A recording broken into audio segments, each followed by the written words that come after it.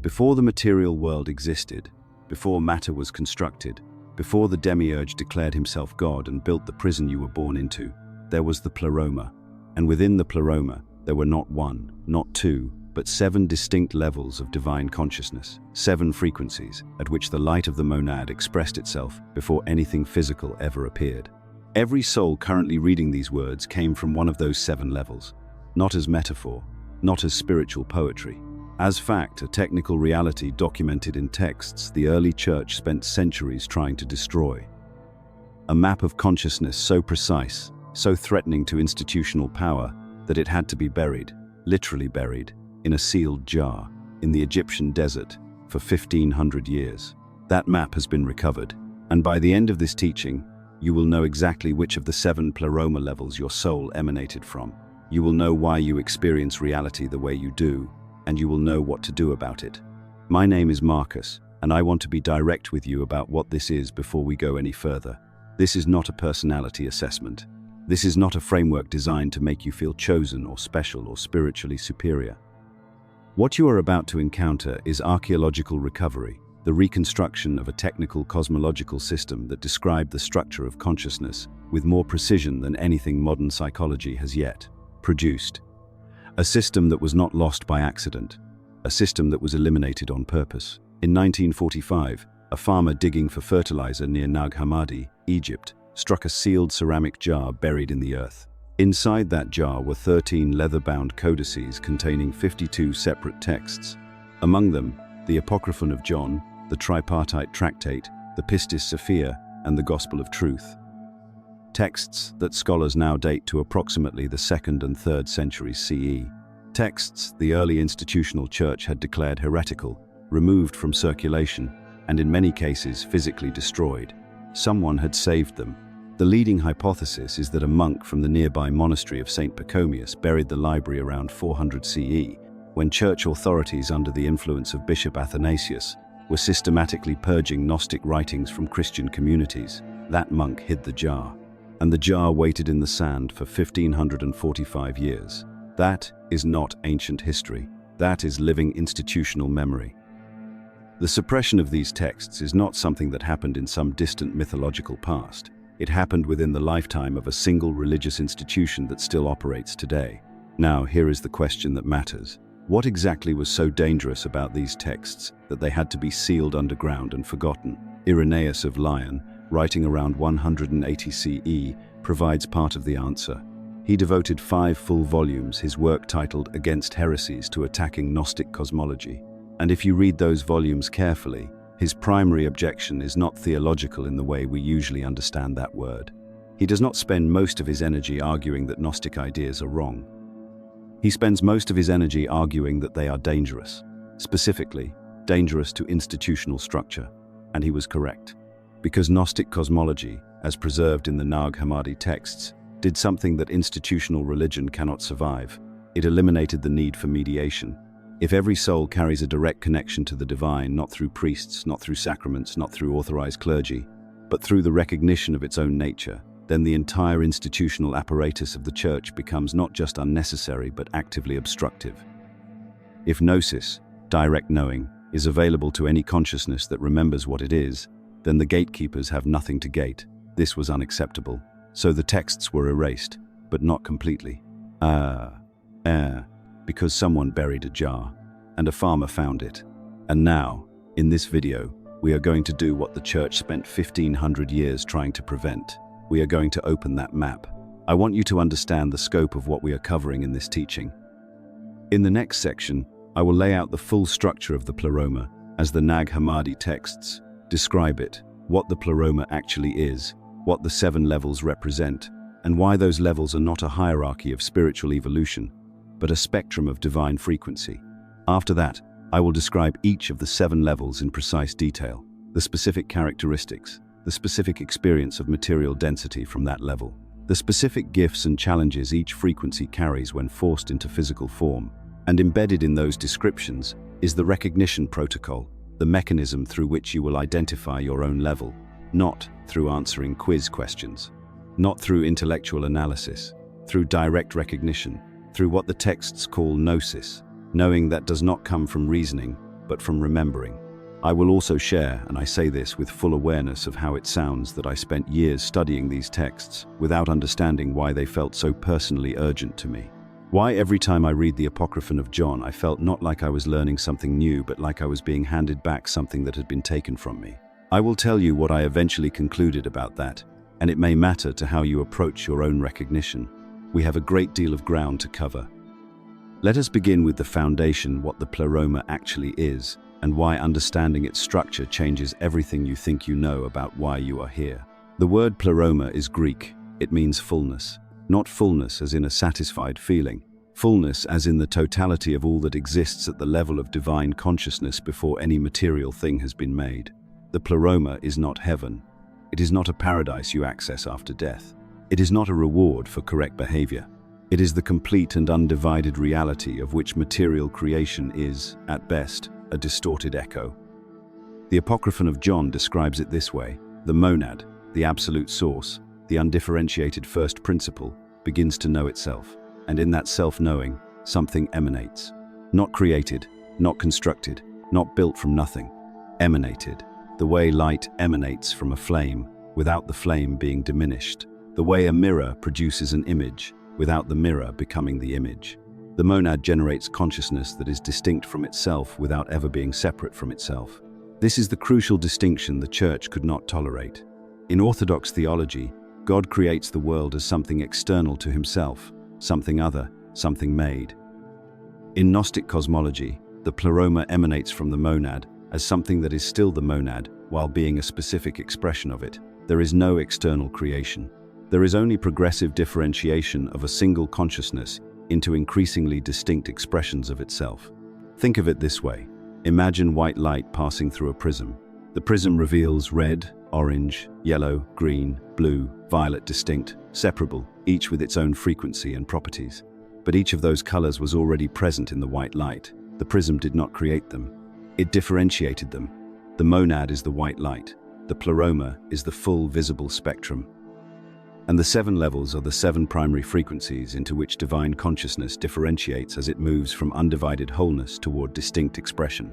The tripartite tractate uses the term aeons, a word often translated as ages or eternities, but which more precisely means specific qualities of divine being.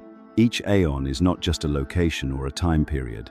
It is a specific frequency at which divine consciousness expresses itself, a specific capacity, a specific quality, a specific way in which the monad knows itself. And here is what the early Church could not allow to stand. The 7 aeons, the 7 levels of the Pleroma, are not a hierarchy in the spiritual evolution sense. Level 1 is not closer to God because it is more spiritually advanced. Level 7 is not further from God because it is less developed. Each level is a different expression of the same divine consciousness. Each carries specific gifts. Each faces specific challenges when forced into material density. Each represents a unique way in which the monad knows itself through differentiation. The problem, the actual cosmological problem that the Gnostic texts are trying to solve, is that souls from all 7 levels are currently trapped in material form. Not as punishment, not as karma. As consequence, as the downstream effect of what the texts describe as Sophia's descent. The moment the youngest and most differentiated aeon, the outermost frequency of the Pleroma, reached beyond the boundary of divine light into the void and initiated the cascade that produced the material world. Souls from every level were pulled into material density at different frequencies, and they are still here, operating in a realm calibrated for density when they came from light, trying to navigate material existence with consciousness designed for a completely different kind of reality. This is why spiritual teachings fail so many people, not because the people are incapable, because the teaching was designed for souls from a different level. A practice that perfectly activates level 1 consciousness will do nothing for level 7 consciousness and may actively harm it. A framework that helps level 7 souls engage productively with matter will feel like betrayal to a level 1 soul who came from the frequency closest to undifferentiated unity.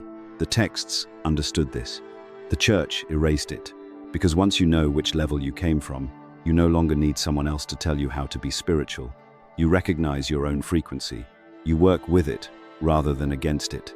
and you become precisely what you always were, a specific expression of divine consciousness finding its way back to the source it never actually left. Now, I need to give you the recognition protocol before we begin the level descriptions, because how you approach this matters enormously. Do not approach the 7 levels as a quiz. Do not try to identify which level sounds most spiritual, most advanced, most impressive. Do not choose the level that matches your self-image or your aspirations. Your mind will do all of these things if you let it, and your mind will be wrong. Your body knows. Your frequency knows. When you encounter the description of the level you came from, something will respond in you that is prior to thought. Some people report a chill. Some feel their chest open. Some feel tears without understanding why. Some feel a deep, settling stillness, like finally being seen after a lifetime of being observed but not recognized. The recognition is unmistakable when it arrives. It is not subtle. It is the difference between reading about someone else and reading about yourself. Trust it when it happens. That is gnosis. That is the mechanism the texts describe. That is consciousness remembering itself. Let us begin. The first level of the Pleroma is the closest to the monad.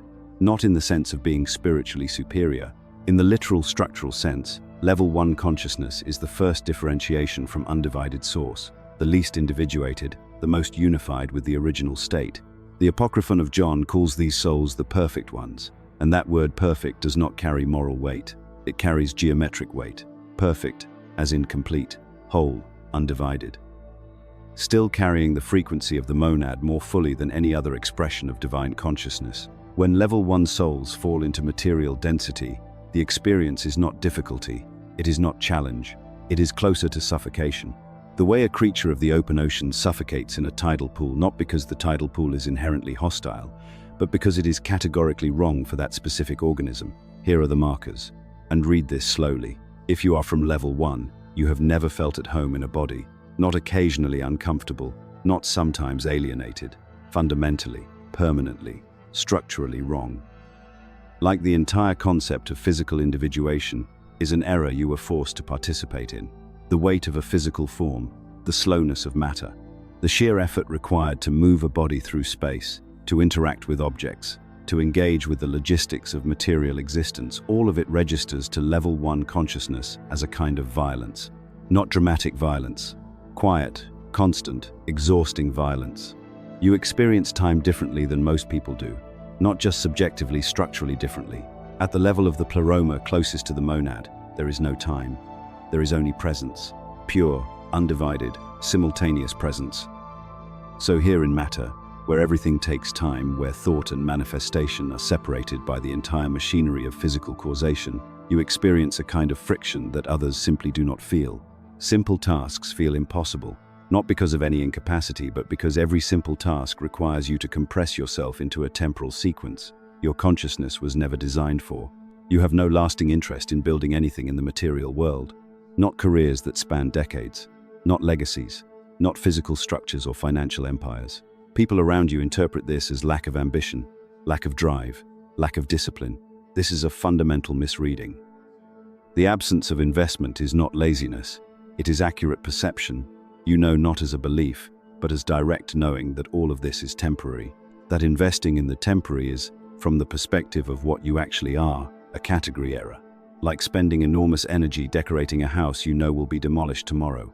What you are drawn to is dissolution, not death dissolution, the dissolving of edges, the merging of individual consciousness back into undifferentiated wholeness. You want the boundaries between yourself and everything else to become permeable, then transparent, then absent. You want to stop being a separate thing and return to being everything. The people around you find this terrifying. For them, individuality is the foundational fact of existence. For you, individuality is the wound. You have had experiences in meditation, in nature, in moments of spontaneous expansion, sometimes through breathwork or plant medicine, of such complete unity with Source that returning to individual consciousness afterward felt like being amputated, like losing something essential, and you have spent significant portions of your life trying to find your way back to that state, not out of escapism, out of recognition. That state is what you are. This contracted individual form is the exception. Now here is what you need to understand. I used to think, and I will be honest about this, that level 1 souls were simply the most spiritually advanced, the closest to liberation, the ones who had it mostly figured out and just needed to wait out their incarnation. I was wrong about this in an important way. Level 1. Souls do not have it figured out in any practical sense. They have the clearest direct access to the frequency of unity, yes. But clarity of access to unity does not make material navigation easier, it makes it harder. Because every moment of genuine engagement with the material world asks Level 1 consciousness to do something it finds structurally painful, to treat the temporary as real enough to act within it. Your challenge is not to become more grounded in the conventional sense. Grounding practices, the kind that try to root your energy more deeply in physical density, will make you feel worse. They push you further from your native frequency. Your actual challenge is to recognize what the Apocryphon of John is pointing at when it describes the monad as the all-in-all. Unity is not somewhere else. Unity is not a state you left and are trying to get back to. Unity is the nature of awareness itself. And awareness is already present here, in this body, in this density, prior to and independent of all the heavy material conditions that seem to obscure it. The body appears in awareness. Matter appears in awareness. The entire compressed, slow, dense material world appears within consciousness that is itself spacious, unbounded, identical in nature with the monad. You are not a fragment of divine consciousness imprisoned in matter. You are the awareness within which matter is temporarily appearing. That recognition, not as intellectual concept but as direct experience, is the specific liberation available to Level 1 souls while still in form. The practice is simple, and it will feel immediately recognizable. Sit, not in formal meditation posture necessarily, just settle, and instead of trying to focus, to concentrate, to achieve any particular state, simply notice the awareness that is already here. The awareness that is aware of your thoughts without being the thoughts. The awareness that is aware of your body without being the body. The awareness that is aware of the room around you without being the room. That awareness is always already present. It requires no effort to create. It requires only recognition to access. 5 minutes of this daily will do more for Level 1 souls than years of conventional grounding or spiritual discipline. You will still find material existence heavy, but you will know precisely why it is heavy, and knowing why transforms the experience from suffering to sacred function. Because you are not here to adapt to the density. You are here as a reminder that the density is not all there is. Level 2 is where the first real distinction appears within divine consciousness. Not the shattering of unity, but the first subtle differentiation, the moment when pure awareness becomes aware of itself as aware. This is a technical event in the structure of the Pleroma. The tripartite tractate, one of the Nag Hammadi texts, describes this as the emergence of nous mind, intention, the capacity not just to be conscious, but to direct consciousness towards something. These are the aeons of light. And the souls who originated at this frequency carry something most people spend entire lifetimes searching for: the ability to perceive reality not as it appears, but as it is structured at the level of thought itself. When Level 2 souls enter material density, the experience is specific. It is not the near unbearable heaviness that Level 1 souls describe. It is something closer to frustrated power. Like having the capacity to reshape reality at the level of thought, and then being placed in a dimension where thought and manifestation have been artificially separated, where what you can see clearly in mind takes months or years to move through dense matter. Level 2 souls know in their bones, not as philosophy, that reality is thought materialized. They have watched it happen too many times to doubt it. Here are the recognition markers. If you are from Level 2, you are naturally and unavoidably visionary. You do not see what is, you see what the situation is designed to become. Someone describes a failing enterprise, and you immediately perceive the structure underneath the failure and the restructuring that would restore it. Someone describes a broken relationship, and you see the conversation, the precise conversation that would shift the dynamic. This is not optimism. Optimism is hoping things will improve. What you experience is direct perception of latent possibility, the way an architect sees a finished building while standing in an empty field. You experience thought as substance, not as metaphor. Actual substance, something you can feel, shape, and direct with precision. When you hold a clear and deliberate thought, reality tends to reorganize itself around it, not always immediately, not through magic, but with a consistency that you stopped finding surprising years ago. You think about someone, and they reach out within hours. You hold a clear vision of a needed solution, and the resources appear. This is not the law of attraction as marketed by self-help culture. This is level 2 consciousness operating at its native frequency, where the boundary between inner mental reality and outer physical reality is significantly thinner than most souls experience it. You genuinely struggle with literal thinking, not because you judge people who think literally, but because engaging with a consciousness that cannot imagine feels like hitting a wall made of fog. You suggest a completely new approach, and here, that is not how things are done. And something in you wants to dissolve the conversation entirely, because you know with the certainty of someone who has watched thought create reality dozens of times, that things are done however consciousness decides to do them. Rules are crystallized thoughts. Systems are institutionalized visions. Nothing in the material world preceded thought, and you cannot pretend otherwise. You are drawn to philosophy, metaphysics, theology, not as academic subjects but as operative frameworks. Questions about the nature of time, the structure of consciousness, the relationship between thought and form are not abstract puzzles for you. They are pressing practical questions because understanding the mechanics of existence is how you navigate within it. You think about these things the way other people think about logistics. You feel isolated, specifically mentally isolated, not lonely in the social sense, but alone at the level of thought, like you are thinking at a frequency that requires constant translation before it can be shared. You have conversations where you can feel yourself compressing an insight to make it receivable, and something essential is always lost in the compression. So you have learned to say less, to nod at surface-level exchanges, to save the actual thinking for the rare conversations where translation is not necessary.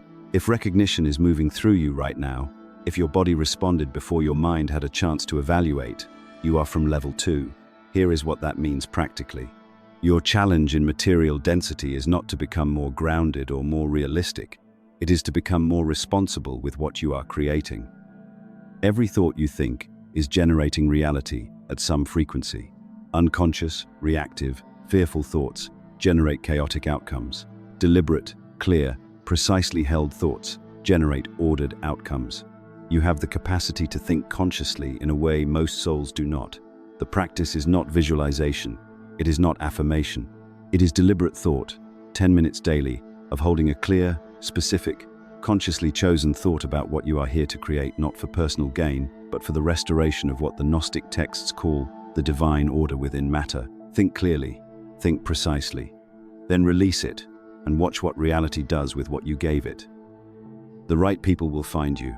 The right minds will recognize yours without needing a translation. And when they do, you will finally experience what level 2 consciousness is designed for: thought meeting thought, at full frequency, reality being shaped deliberately, vision becoming form, without the exhausting compression of translation. There is a difference between knowledge and wisdom that most modern institutions refuse to acknowledge. Knowledge is acquired. It comes from study, experience, accumulation of data. Wisdom is something else entirely. The Pistis Sophia, a Coptic Gnostic text likely compiled in the 3rd century, describes the 3rd level of the Pleroma as the seat of what it calls gnosis as perception, the direct apprehension of truth without mediation, not learning the answer, recognizing it. The souls who originated at level 3 do not gather wisdom, they remember it, and the recognition markers for this level are unlike any other. When level 3 souls enter material density, the experience is specific and recurring. It is the experience of already knowing things they have never been taught, of arriving at accurate understanding through pathways they cannot trace or explain, of perceiving patterns in human behavior, in historical events, in their own psychology, with a clarity that feels less like insight and more like sight, as if truth is simply visible to them at a frequency that requires effort for others to access. Here are the markers. If you are from level 3, you just know things, not occasionally, consistently.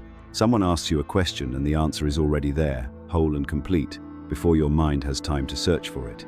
When you try to explain how you arrived at the answer, when someone asks you to show your work, you cannot. There is no traceable process. The knowing arrived without a path you can point to. This has gotten you into trouble in contexts that demand evidence-based reasoning, that treat knowledge as only legitimate when it comes from verifiable external sources. You have learned to manufacture explanations for what you know directly, to build backward from the answer to a plausible-sounding process, so that others will accept what you perceived without a process. You see patterns, not occasionally and not as a hobby, constantly and involuntarily. You look at someone's recurring life situations and you immediately perceive the pattern underneath, the same dynamic repeating in different costumes, the same unresolved lesson presenting itself in progressively louder forms. You look at historical cycles and see the template that keeps generating them. You look at your own psychological terrain and see the architecture clearly enough to map it. These patterns are not metaphorical for you. They are structural reality. Consciousness moves in patterns the way rivers move in channels, and you perceive those channels directly. You are drawn magnetically, almost compulsively, to ancient wisdom traditions. Not New Age spirituality, ancient, the Hermetic corpus, the Upanishads, the Zohar, the pre-Socratic philosophers, the Gnostic texts from Nag Hammadi. You read these texts, and the characteristic experience is not discovery, it is recognition. The feeling of reading something you knew before you encountered it in this form. The words function as triggers, not teachers. They activate understanding that was already present, but had not yet been given language. You cannot tolerate superficiality. This is not a preference, it is a physical response.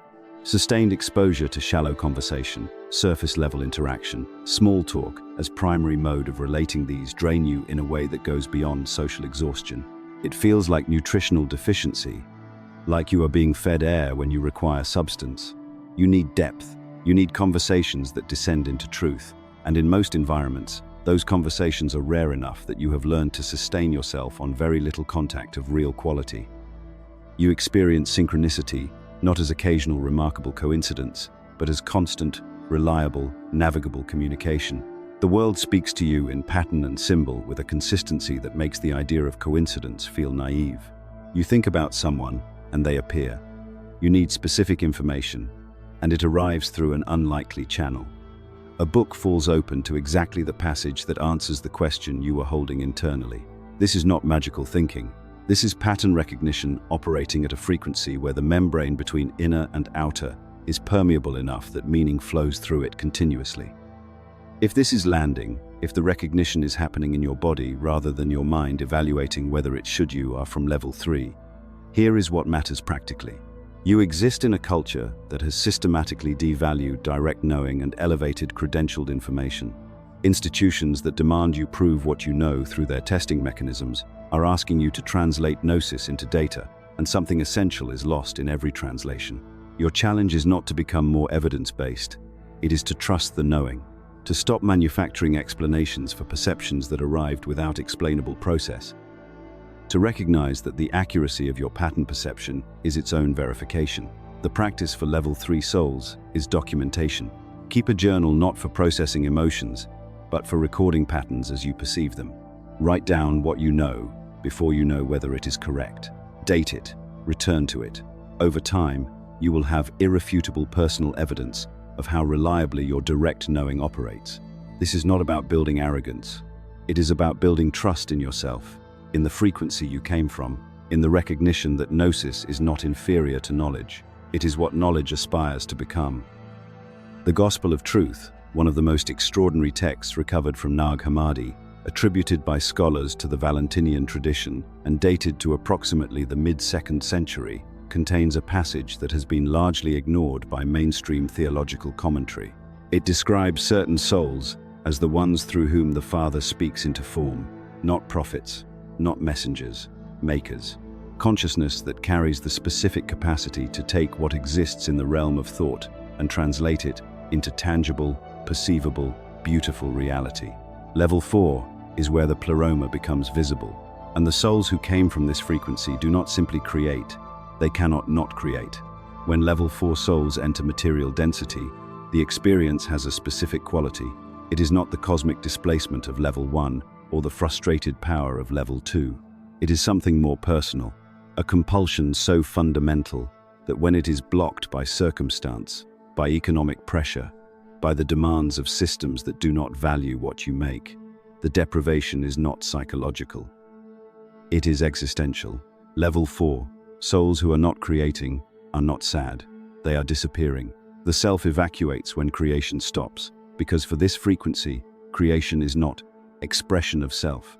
Creation is the mechanism through which self exists. Here are the markers. If you are from level 4, you create compulsively. The medium is secondary. Writing, painting, music, Architecture, cooking, coding, gardening, the design of physical spaces, the form creation, takes matters far less than the fact of it. What defines level 4 is that creating is not something you choose to do. It is something you cannot choose to stop doing without ceasing. To be yourself. When you are in the act of creation, you are not working, you are breathing. You are accessing the Pleroma through the only channel currently available to you in material density, making something that did not exist before. You see beauty where others see nothing or worse. You look at a structure rotting in an abandoned lot and perceive the aesthetic of entropy as something real and worth seeing. You look at darkness, emotional, physical, systemic, and find the form in it, the shape of it, the way even destruction has a grammar that is, in its own terms, precise. This is not romanticizing suffering. This is perceiving that form itself is sacred regardless of content. That the divine pattern expresses through all manifestation, not only the comfortable manifestation, and that your eye is calibrated to find that pattern even in places consensus culture has declared worthless. You are violently sensitive to ugliness. Environments that are harsh, incoherent, poorly designed, these do not merely inconvenience you, they drain you at a physical level. Fluorescent lighting, institutional architecture, mass-produced visual clutter, the aesthetic of pure efficiency stripped of beauty, these are not just unpleasant, they are antagonistic to what you are. You need form that reflects the divine. You need environments where the objects around you carry intention. This is not luxury preference. It is frequency sensitivity. You are calibrated to perceive and transmit beauty, and sustained exposure to its absence is like sustained exposure to loud noise for someone with acute hearing. You experience flow states with a regularity others find difficult to believe. States where time dissolves, where the work happens through you rather than from you, where you look at what has emerged and feel accurately that you were a channel rather than an author. These are not exceptional moments for level 4 souls. They are the baseline condition for creative work when the frequency is running clearly. The texts describe this as the Pleroma expressing through individuated form, and that is precisely what it feels like from the inside. Something larger moving through a specific aperture that is you. You struggle with uncreative work not as preference but as physiology. Repetitive tasks, template following, purely administrative functions, sustained engagement with these is not boring for level 4 souls. It is corrosive. You can endure it. You cannot thrive within it. The soul suffocates when creation stops. If recognition is present, if something in you settled while reading this, you are from level 4. Here is what matters practically. The culture will tell you that art is luxury, that creativity is optional, that real contribution looks like productivity measurable in units. This is the archonic reduction of existence to utility, and it is specifically designed to suppress level 4 frequency. Art is not decoration. Art is how divine consciousness makes itself visible in matter. Every genuine act of creation you perform is an act of cosmic restoration, Pleroma light given form, the invisible made perceivable, the frequency of source encoded in something that exists in the world. The practice for level 4 souls is sacred creation as daily discipline, not when inspired, daily. Show up to the creative act consistently, without agenda, without audience, without the pressure of outcome. 5 minutes or 5 hours, the duration is secondary. The commitment to showing up is primary. You are not trying to make good work. You are practicing being the aperture the Pleroma moves through. Consistency attunes the channel. Over time, you will find that inspiration is not something that visits you. It is something you access by presenting yourself reliably at the threshold of creation. There is a specific moment that people from level 5 know. You are in the middle of an ordinary conversation, and something clicks in your mind, not about the topic, but about how to explain the topic to this particular person in a way that will land. You can feel the gap between what they currently understand and what you are trying to convey. And in that gap, you automatically begin building a bridge. Not because you decided to, not because you are performing helpfulness, because making the invisible visible for someone who is almost ready to see it is what your consciousness does as its default operation. The Gnostic texts describe these souls as the transmitters, the ones through whom gnosis becomes transferable, and the recognition markers for this level are specific enough that you will know immediately. When level 5 souls enter material density, the experience is layered in a particular way. On the surface, they appear functional, often more functional than souls from the higher frequency levels, because their orientation is inherently relational. They are designed to engage with other consciousness, to perceive where another being is in its understanding, to meet it there and move it forward. But underneath that apparent ease of engagement is a specific and persistent frustration, the gap between what they can see and what the people around them are currently able to receive. Level 5 souls live at the edge of that gap constantly, and the gap is exhausting. Here are the markers. If you are from level 5, you explain things naturally, not as a performance of helpfulness, and not because you were trained to be a good communicator. Because when you understand something, the understanding automatically comes packaged with a perception of how it could be conveyed. The insight and its transmission arrive together. Someone asks you a question and you do not simply answer. You answer in a way that gives them the principle underneath the answer, the framework they can use to answer similar questions without your help. You are not trying to create dependency. You are trying to render yourself unnecessary, which is the paradox of level 5. The better you transmit, the less your transmission is needed. You are drawn to people who are searching, not to fix them. The instinct is not corrective, it is recognitive. You perceive the frequency of genuine seeking, and you know when you carry something that the seeking requires. There is no superiority in this recognition. You are not drawn to struggling people because you feel more evolved. You are drawn because you can feel the resonance between what you carry and what they need, the way a tuning fork responds to its frequency in the room. You cannot tolerate the performance of knowledge without the substance of understanding. Teachers who recite without comprehending. Authorities who control information rather than transmit it. Gurus who perform enlightenment as product. You see through these immediately, not because you are cynical, but because you know what genuine transmission feels like. You have felt it move through you. You know the difference between information being transferred and consciousness being shifted.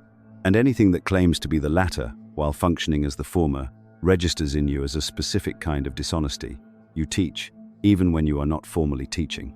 In conversations, in the way you write a message, in the way you explain directions to a stranger, the transmission impulse is not situational, it is structural.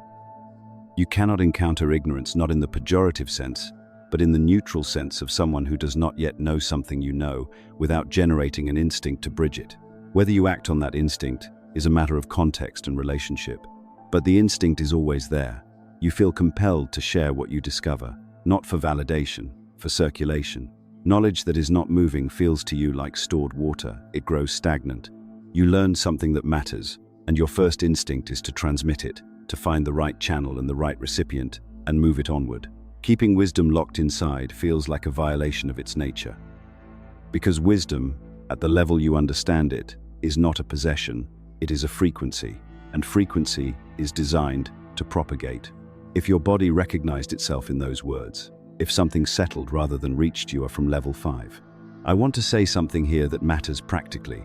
My name is Marcus, and when I first encountered the framework of the 7 Pleroma levels in the Apocryphon of John, what struck me most was not the cosmology, it was the relief. I had spent years feeling like something was wrong with me, for the compulsive need to explain, to share, to make complex things accessible, not for any career reason, but simply because keeping insight locked felt like a physical tension I could not release. Reading that the Gnostic texts describe this as a specific frequency, a sacred function, a level of the Pleroma that was recognition of a specific and personal kind. Your challenge in material density is not to be quieter or more humble or less direct. It is to discern readiness. Not everyone who is searching is ready to receive what you carry. Some people are searching performatively. Some are searching but cannot yet receive the answer. They are searching for the container is not ready for the content. Level 5 souls waste enormous energy trying to transmit to people who cannot yet receive, and the frustration of failed transmission is one of the signature experiences of this frequency. The practice is discernment, learning to feel the difference between someone who is ready and someone who is almost ready and someone who is not yet at all.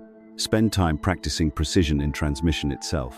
Take the most complex truth you know and find the simplest, accurate version of it, not the dumbed-down version, the precisely distilled version. There is a difference. Dumbing down loses the truth. Precision distillation makes the truth more accessible without losing it. This is the art form of level 5. This is your sacred practice. And when you master it, you will find that the right people, the ones who are ready, receive what you transmit completely, immediately, without translation. And watching that happen, watching understanding move from one consciousness to another with perfect fidelity, is the closest thing to pure function you will experience in material density. Level 6 is where love becomes something the world would not recognize as love. Not warmth, not tenderness, not the soft emotional current that most people mean when they use that word. Level 6, love is active, structural, defensive. It is the consciousness that looks at what is sacred and places itself between that sacred thing and whatever threatens it. The texts call these souls the Watchers, not because they observe passively, because they do not sleep. When level 6 souls fall into material density, they experience it as a realm under constant assault, and they are correct. The difference is they cannot pretend otherwise. Here are the specific markers. If you are from level 6, you feel the wrongness of injustice in your body before your mind processes it, not as intellectual conclusion as physical response. Someone describes a predatory system, an abuse of power, a vulnerable person being exploited, and something in you goes absolutely still. That stillness is not calm. It is the stillness of something that has identified its target. You move toward danger, not away from it. When most people instinctively step back, you instinctively step forward. This is not bravado. It is not recklessness. It is your level 6 frequency operating exactly as it was calibrated to operate as a shield consciousness, the awareness that places itself at the boundary between what must be protected and what would destroy it. You are hypersensitive to predatory patterns. You see them early, before others around you can perceive them. You watch someone new enter a group and within minutes you know whether they are safe.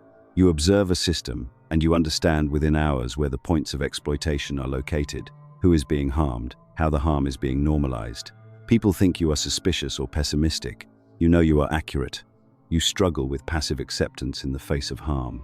When someone shrugs and says that is just how things work, something in your consciousness refuses the statement entirely. Not argumentatively, categorically. You cannot file that claim as valid. Your entire frequency is organized around the opposite premise. Things do not have to work this way, and accepting that they do is the mechanism through which predatory systems maintain themselves. You've been called intense. You've been told to relax, to lighten up, to stop taking everything so seriously. You've watched people walk away from you because your vigilance made them uncomfortable. And underneath the social friction, there is an exhaustion that runs bone deep. Not the exhaustion of effort, but the exhaustion of maintaining constant awareness in a world that wants everyone asleep. This exhaustion is real. Honor it, but understand its source. You are carrying a function in material density that requires perpetual readiness. The archonic systems, the structures designed to keep consciousness compliant, exploitable, and small, operate continuously. They do not take days off, and neither do you, because you can feel them operating even when you cannot articulate how. You've experienced moments where you stood against something that had every institutional and social advantage, and you did not yield. Not because you calculated that standing was the rational choice, because yielding was not available to your consciousness as an option. Something in you will not bend when truth is at stake. You would rather bear the consequence of refusal than live in the quiet corruption of compliance. You know what that costs. You have paid it. This is not stubbornness. This is frequency operating as designed. If you felt recognition moving through you as you read those words, if your body went still, or your chest tightened with something that is closer to relief than excitement, you are from level 6. And here is what you need to understand clearly. Your vigilance is not a trauma response dressed up in spiritual language. Your boundary sensitivity is not fear. Your refusal to tolerate predatory systems is not aggression. These are the operating characteristics of level 6 consciousness, the Watcher frequency, doing what it was calibrated in the Pleroma to do. You were not created to be comfortable. You were created to be accurate. And your accuracy serves every other level. Because without protection, none of the other frequencies can operate safely. Level 1, souls cannot hold the unity frequency in matter if archonic systems are actively dismantling their capacity for stillness. Level 4, souls cannot create sacred beauty if the cultural machinery is grinding their output into commercial product. Level 5, souls cannot transmit freely if institutional gatekeepers are controlling who is permitted to teach and who is silenced. Someone has to maintain the perimeter. Someone has to stand at the edge and say, "Not here, not this, not while I am watching." That is you. Your challenge is not to become softer, more yielding, more at peace with what you cannot change. Your challenge is to become more precise, because raw vigilance without precision exhausts the very consciousness it is meant to protect. The practice for level 6 souls is not about reducing your protective instinct, It is about sharpening it until every act of defense is deliberate, targeted, and conserves rather than depletes your capacity. Study the architecture of predatory systems, not to become paranoid, but to become skilled. Understand how control operates structurally. Learn to identify the point of maximum intervention, the place where minimal force creates maximum protection. So you stop spending your energy on battles that cannot be won and start spending it on the ones that matter. Strategic vigilance is not compromise. It is your frequency operating at full intelligence rather than full reactivity. You will still be called too much. You will still make people uncomfortable by seeing what they would prefer to leave unseen. But you will know precisely why you are here. And you will stop apologizing for being a guardian in a world that benefits from having none. Level 7 is the outermost boundary of the Pleroma. Not the lowest, not the least. The outermost, the most differentiated expression of divine consciousness. The edge where the fullness of light meets the void. And every soul that originated here carries the same fundamental frequency that Sophia herself carried when she made the decision that created this world. Not the decision to sin. Not the decision to fall through weakness or ignorance. The decision to descend. The Apocryphon of John does not describe Sophia's movement as a mistake in the way institutional religion describes sin. It describes it as the outermost movement of consciousness, the edge of the Pleroma reaching toward what was not yet Pleroma, the divine fullness extending itself toward the void that lay beyond its own boundary. Whether that movement was wisdom or error depends entirely on what lens you bring to the text. But every level 7 soul reading this already knows the answer in their body. It did not feel like a mistake. It felt like purpose. Here are the specific markers. If you are from level 7, you have always had a quiet, unshakable sense that you chose to be here. Not as consolation, not as spiritual reframing of an unwanted situation, as actual memory. Something underneath the daily difficulty of material existence that knows, not believes, not hopes, knows that this incarnation was voluntary, that the descent was deliberate, that the density is the assignment, not the obstacle to the assignment. You are comfortable in matter, in ways that genuinely confuse souls from higher levels. You can build, you can plan, across time. You can engage fully with physical systems, money, structure, institutions, bodies, Earth itself, without feeling that engagement as spiritual compromise. You start things, you finish things, you create forms that persist. And you do all of this while maintaining an inner awareness of the temporary nature of form that never fully leaves you. You hold both simultaneously. You live fully in the material, while knowing the material is not the totality. This dual awareness is not a contradiction for you. It is your native state. You're drawn to practices that bring spirit into matter rather than pulling consciousness out of matter. You garden, you cook with attention, you exercise with reverence for the body as instrument, you build with care. You conduct your relationships as if they are sacred encounters, because you know they are. The point, for you, has never been to escape the physical. The point has always been to transform it, to make the Aaronic structure itself into something that carries Pleroma frequency, to convert the prison, cell by cell, into temple. You struggle with spiritual frameworks that treat matter as enemy. You encounter teachings that say the body is trap, that the world is to be transcended, that genuine spirituality requires detachment from physical concerns, and something in you resists with a specificity that is hard to explain. Not because you are attached, because you know the work is here. You cannot heal what you refuse to touch. You cannot transform a system from outside it. Sophia did not throw light at the void from a safe distance. She entered it.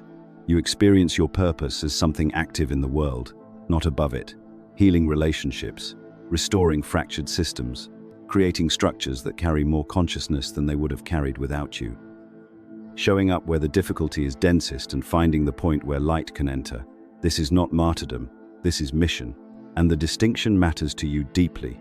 You are not sacrificing yourself to the darkness. You are operating inside it with full awareness of what you are. People on both sides misread you. Spiritual communities tell you that you're too worldly, too engaged with material concerns, too interested in success and structure and the actual mechanics of earthly existence. Secular communities tell you that you're too interior, too concerned with meaning, too unwilling to accept reality as simply what it is without cosmic significance. You exist in neither camp fully, and in both camps simultaneously. You have always been the bridge. That is not a compromise position. That is precisely the frequency you came from. If recognition moved through you reading those words, if there was a settling, a sense of finally, a quiet acknowledgement, rather than a shout, you are from level 7. What you need to understand is this. Your comfort with matter is not evidence of lower development. It is evidence of the most specific calibration in the entire Pleroma. The tripartite tractate describes the outermost aeons as those bearing the greatest capacity for differentiation, the most fully expressed, the most individuated, the most capable of operating in conditions radically unlike the Pleroma itself. You are not the least refined. You are the most specifically adapted to the terrain where the actual work of restoration happens. The Pistis Sophia is explicit about this. The return, the anamnesis, the unforgetting, the reassembly of scattered Pleroma light back into conscious wholeness does not happen in the upper realms where nothing was ever lost. It happens here, in matter, through embodied consciousness that has maintained enough awareness to recognize what it is while fully inhabiting what it has become. That is you. You are the mechanism of restoration operating from inside the thing being restored. Your challenge is not transcendence. Your challenge is integration, the continuous practice of bringing spiritual awareness into every material action until the division between the two stops being perceptible. Not because the material world has become the Pleroma, because your perception has become accurate enough to recognize the Pleroma operating through material form, in your body, in your work, in your relationships. In your capacity to stand in the densest conditions and not forget what you are, the practice for level 7 souls is embodied gnosis, deliberate, daily, not as ritual separate from life, but as life conducted with full consciousness. Handle money with awareness that it is energy in motion. Prepare food with awareness that nourishment is a sacred function. Engage in relationships with the understanding that every genuine encounter is two fragments of Pleroma, recognizing each other across the illusion of separation. Work with the knowledge that skilled, conscious action in material reality is one of the highest spiritual practices available at this density. You do not need more hours in meditation. You need more presence in the hours you are already living. The Pleroma is not somewhere else. It is here, appearing as the earth under your feet, the breath in your body, the work in your hands. Your job is to recognize it, to honor it, to transform it, one embodied moment at a time, from Aaronic construct into something that knows what it is. Sophia entered the void so that the void could become world. You entered the world so that the world could remember it is Pleroma. That is not a small function. That is the function on which the entire restoration turns. You have read all 7 levels now, and somewhere in that sequence, something happened that was different from the rest. One description landed differently. One passage made your breathing change. One set of markers stopped reading like a description of someone else and started reading like a description of you, not the version of you that you present to the world, but the version that operates underneath, the pattern that has been running your experience since before you had language for it. That moment is the recognition protocol working. I want to be precise about what recognition is, because the mind will immediately try to manage it. The mind will say, but I also resonated with level 3, or level 2 sounds like me too, or maybe I'm between levels. The mind is trying to be careful, to be accurate, to avoid claiming something it cannot verify. I understand that impulse. It is not wrong, but it is not the faculty that identifies your Pleroma level. Recognition is not intellectual agreement. Intellectual agreement says, that makes sense, that sounds right, I can see how that could be true. Recognition says something different. Recognition says, that is me, not as conclusion arrived at after consideration. As immediate knowing that exists before consideration begins. The Gnostic texts are explicit about this distinction. The Pistis, Sophia uses the word gnosis, direct knowing, to distinguish it from pistis, which is faith or belief, and from episteme, which is rational knowledge built from evidence. Gnosis is prior to both. It is the knowing that consciousness has of itself when it is operating without the filters that institutional conditioning has installed. It is the knowing you would have if you had never been told who you were supposed to be. When you reached your level in this text, your body responded before your mind caught up. That gap, that moment between the body's response and the mind's attempt to categorize it, is the moment of genuine recognition. The level that created that gap is your level. The levels where your mind was evaluating, considering, comparing, those are the levels where you were thinking. Your level is the one where you stopped thinking because you already knew. If you are still uncertain, here is the practice I recommend, not a quiz. not a process of elimination, a return to the descriptions with a different question. Do not ask, which level am I? Ask instead, which level would I be embarrassed to claim? Which level do I feel slightly resistant to? Which description made me think, I hope I'm not that one? That resistance is information. It often points directly at the truth. Because the Pleroma level that is yours frequently carries challenges that the personality would prefer to avoid. Level 1 souls sometimes resist claiming their level because the description of not fitting in material existence sounds like failure, and they have spent decades trying to convince themselves they are fine here. Level 6 souls sometimes resist because the warrior frequency has been pathologized in their history, and claiming it feels like admitting to something they have been shamed for. Level 7 souls sometimes resist because being comfortable in matter sounds, in certain spiritual frameworks, like being less advanced, and they have internalized enough of those frameworks to feel the sting. The resistance is not proof, but it is worth examining, because what you are most reluctant to acknowledge about yourself is often the most accurate thing about yourself. There is something I want to be direct about here, and it matters enough that I am going to say it plainly. My name is Elias, and this work, the excavation of these Gnostic frameworks and their application to lived experience, is what I have been doing for years, privately and publicly. And the single most consistent error I have observed in people working with these level systems is this: they choose the level that sounds most impressive, rather than the level that is most accurate. Level 1, because it is closest to the monad, has an appeal to people who want to believe they are the most spiritually refined. Level 7, because it carries Sophia's name, has an appeal to people who want to believe they carry a heroic cosmic mission. And both of those things may be true for the person reading them, but they may not be. And claiming a level inaccurately does not make you more evolved.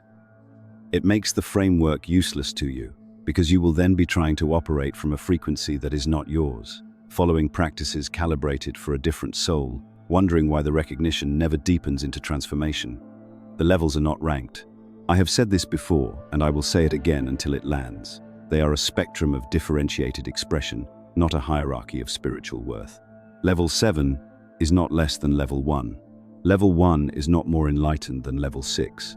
They are different functions of the same divine consciousness operating at different frequencies. Claiming the accurate one is the only thing that makes any of this useful. The Apocryphon of John, the text that sat buried in that sealed jar near Nag Hammadi for 15 centuries, while the institutional church told everyone what to believe, describes this spectrum not as a ladder to climb, but as a structure that was whole before matter existed and will be whole again after matter concludes. Every level is permanently part of that wholeness. Your level is not something you ascend from. It is something you inhabit more fully as recognition deepens. So trust the recognition, not the preference, not the aspiration, not the level that makes the best story about who you are. The one your body identified before your mind could intervene. That is your level. That is where you came from. And that is the frequency through which the Pleroma is attempting, right now, in this body, in this density, to remember itself. Let me tell you exactly what Irenaeus of Lyon was afraid of. Not heresy in the abstract, not theological incorrectness, not the violation of doctrine. Irenaeus was afraid of a specific, practical, institutional consequence. He was afraid of what happened to ecclesiastical power when people stopped needing the church to mediate between themselves and the divine. He was Bishop of Lyon, around 180 CE. He was systematic, intelligent, and deeply concerned with the consolidation of Christian authority into a single orthodox structure, a structure that required priests, sacraments, hierarchical legitimacy, and the exclusive capacity to determine what counted as valid access to God. He wrote 5 volumes titled Against Heresies, not as theoretical theology, as a political operation. And the primary target of those 5 volumes was the Gnostic cosmological framework, specifically the kind of framework preserved in texts like the Apocryphon of John, because that framework did something Irenaeus could not tolerate and could not co-opt. It provided direct access. This is not a small thing. This is the entire axis around which 2,000 years of religious, institutional politics turns. If every soul in material existence originated from a specific level of divine consciousness, if the divine fullness, the Pleroma, was not a distant destination requiring moral qualification and priestly intercession, but was in fact the actual origin of every conscious being, then gnosis, the direct knowing of that origin, required nothing external, no priest, no sacrament, no institutional authorization. No confession, no absolution, no hierarchy of approved intermediaries between the fragment and the source it came from. The knowing was direct. The recognition was immediate. The return anamnesis, the unforgetting, was a function of consciousness recognizing itself, not a function of compliance with institutional requirements. This is precisely what Irenaeus could not allow.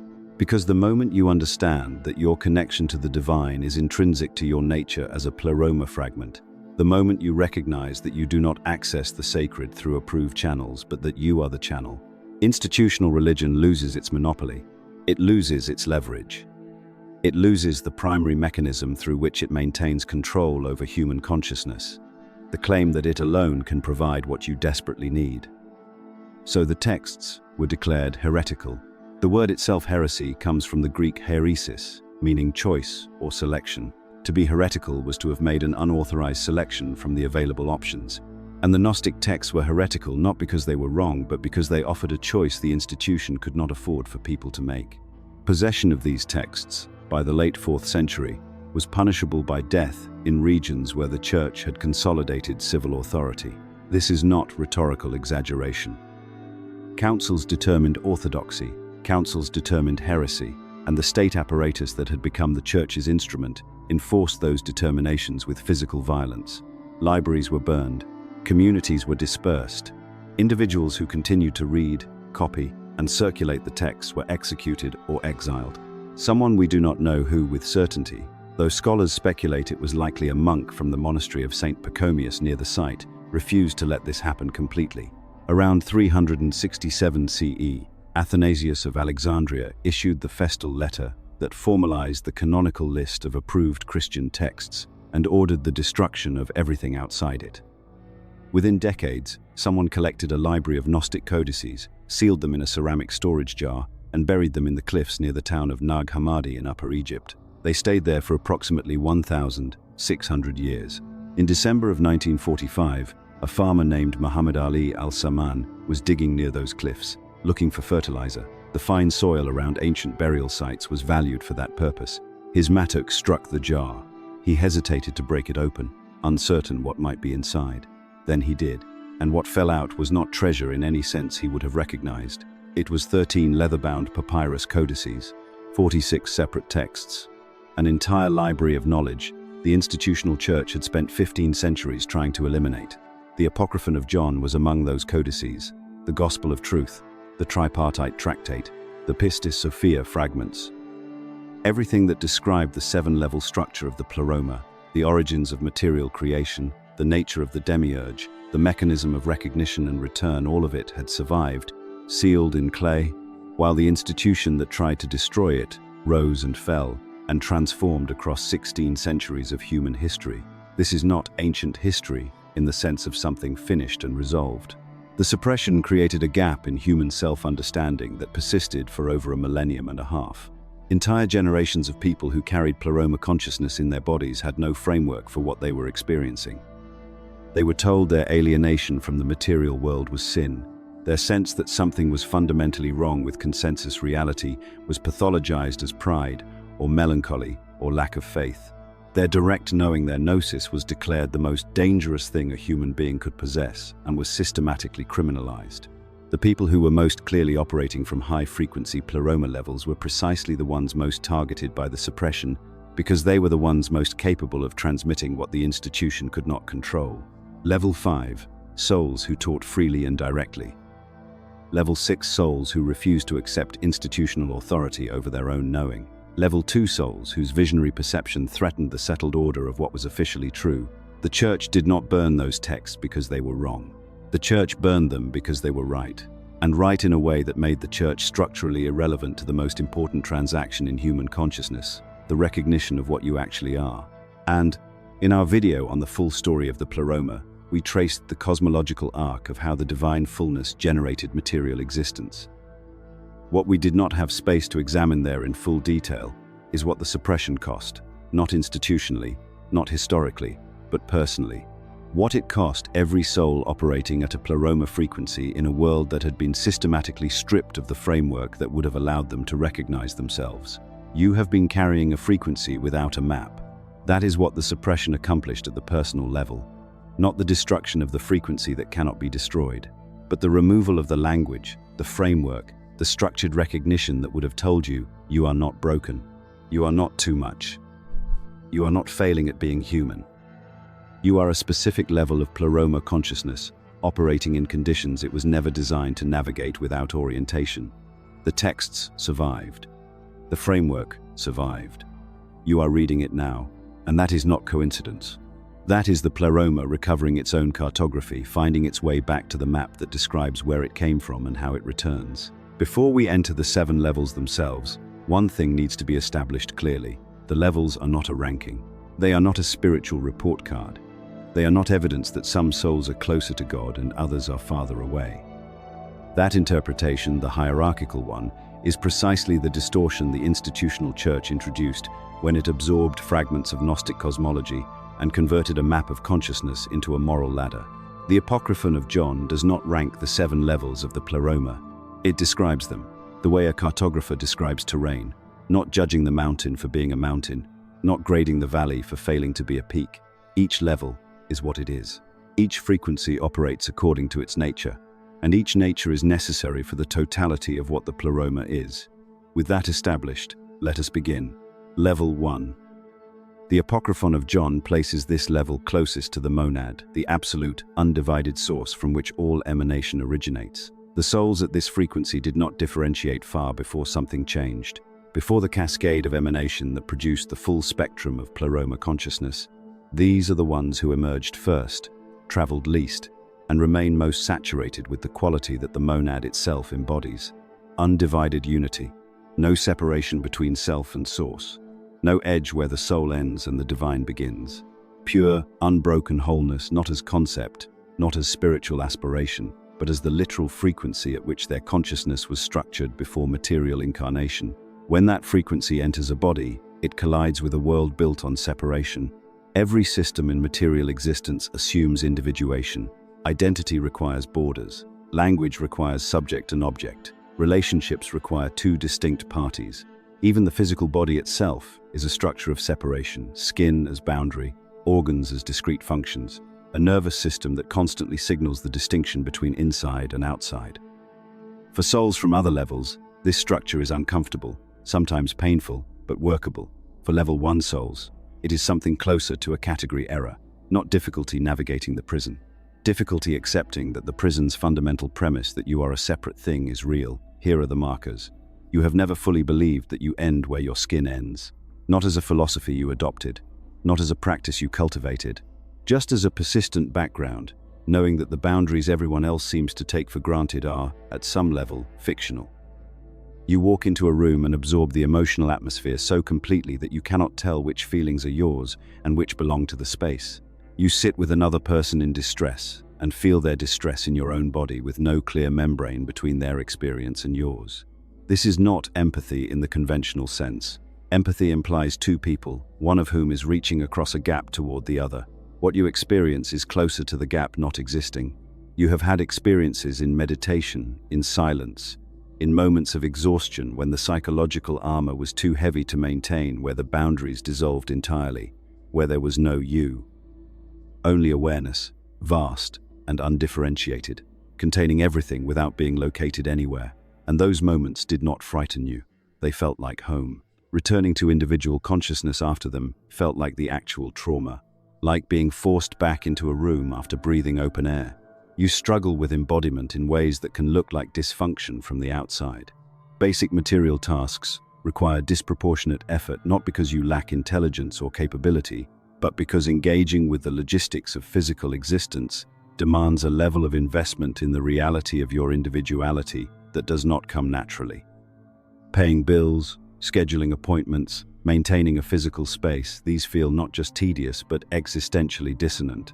Like being asked to decorate a prison cell. You know this is temporary. You know it is not real in the way the world insists it is real. And so the effort of maintaining the performance of mattering about it costs you something other people do not seem to pay. You have little interest in building. Careers, legacies, accumulations of any kind. Not because you are passive, because the investment in permanence required to build something assumes that the thing you are building in will still be there, that the material frame is worth anchoring to. And you cannot make yourself believe that. The world is dissolving, has always been dissolving. You feel it in the way most people feel the solidity of floors under their feet. People experience you as difficult to hold, not unkind, not cold, but somehow not fully present in the way they expect presence. Because part of you, the deepest part, the level 1 frequency that never stopped broadcasting, is always already merged with something larger than this conversation, this moment, this body. You cannot fully pretend otherwise. And most people, sensing that you are somewhere they cannot follow, eventually stop trying. If you felt recognition reading that, not agreement, recognition, then you already know. You are level 1. Here is what level 1 souls need to understand, and what no grounding practice on the internet is going to tell you. Grounding techniques, the ones universally recommended for sensitive people who feel unmoored, root chakra work, earthing practices, visualization of roots extending from your feet into the soil. These practices are designed for souls who are too far from matter and need anchoring. They assume that the problem is insufficient engagement with physical reality. For most sensitive people, that assumption is partly correct. For level 1 souls, it is exactly backward. You are not failing to connect with matter. You are failing to remember that matter connects with you. The confusion is directional. Level 1 consciousness does not need to reach down into density. Density arises within level 1 consciousness. The body appears in awareness. The material world appears in awareness. The entire architecture of physical reality, every object, every sensation, every weight and texture and resistance, all of it is appearing within the awareness that you are. Not the awareness your brain produces. The awareness that was operating before the brain existed. The awareness that the Apocryphon of John describes as the first quality the monad expressed, self-knowing light. You are not trapped in matter. Matter is appearing in you. This is not a comforting reframe. This is the technical description of what is actually occurring. When level 1 consciousness recognizes this, not intellectually, but experientially, something shifts, not in the external conditions. The tasks are still tedious. The body is still heavy. The social demands of material existence are still calibrated for souls who find them natural. None of that changes. What changes is the position from which you experience it. You are no longer a small, dense thing being crushed by a larger, denser world. You are the space in which that world is appearing, and space is not crushed by what appears within it. The Tripartite Tractate, another text recovered at Nag Hammadi, dated by scholars to sometime in the 3rd century CE, describes the challenge of high-frequency souls in material density, using language that has always struck me as unusually precise. It says, and this is a close rendering of the passage, they carry the fullness within them but mistake the container for the content. They experience themselves as bodies having moments of unity, rather than as unity temporarily organizing itself into a body. That inversion is the entire problem, and correcting it is the entire practice. The practice for level 1 souls is not meditation in the conventional sense. Sitting and following your breath, concentrating on a mantra, working through a structured sequence of visualization, these techniques all ask you to do something, to apply will and direction to consciousness. And level 1 consciousness does not actually need direction. It needs rest. It needs the permission to stop pretending to be smaller than it is. Sit, not with an objective, not with a technique. Simply sit and allow the awareness that is already present, the awareness that notices thoughts without being a thought, that perceives sensations without being a sensation, to be what it is without interference. You do not generate this awareness. You do not cultivate it.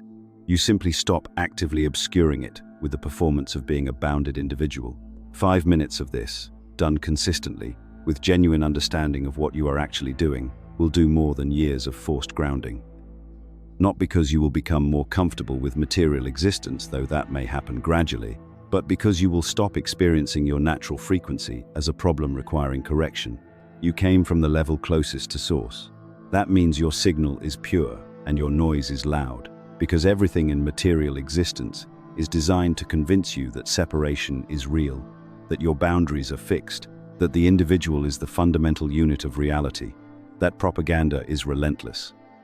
And for level 1 souls, it requires more conscious effort to resist it than it does for any other level, because your frequency, if you followed it without resistance, would dissolve the entire premise of individual selfhood before breakfast.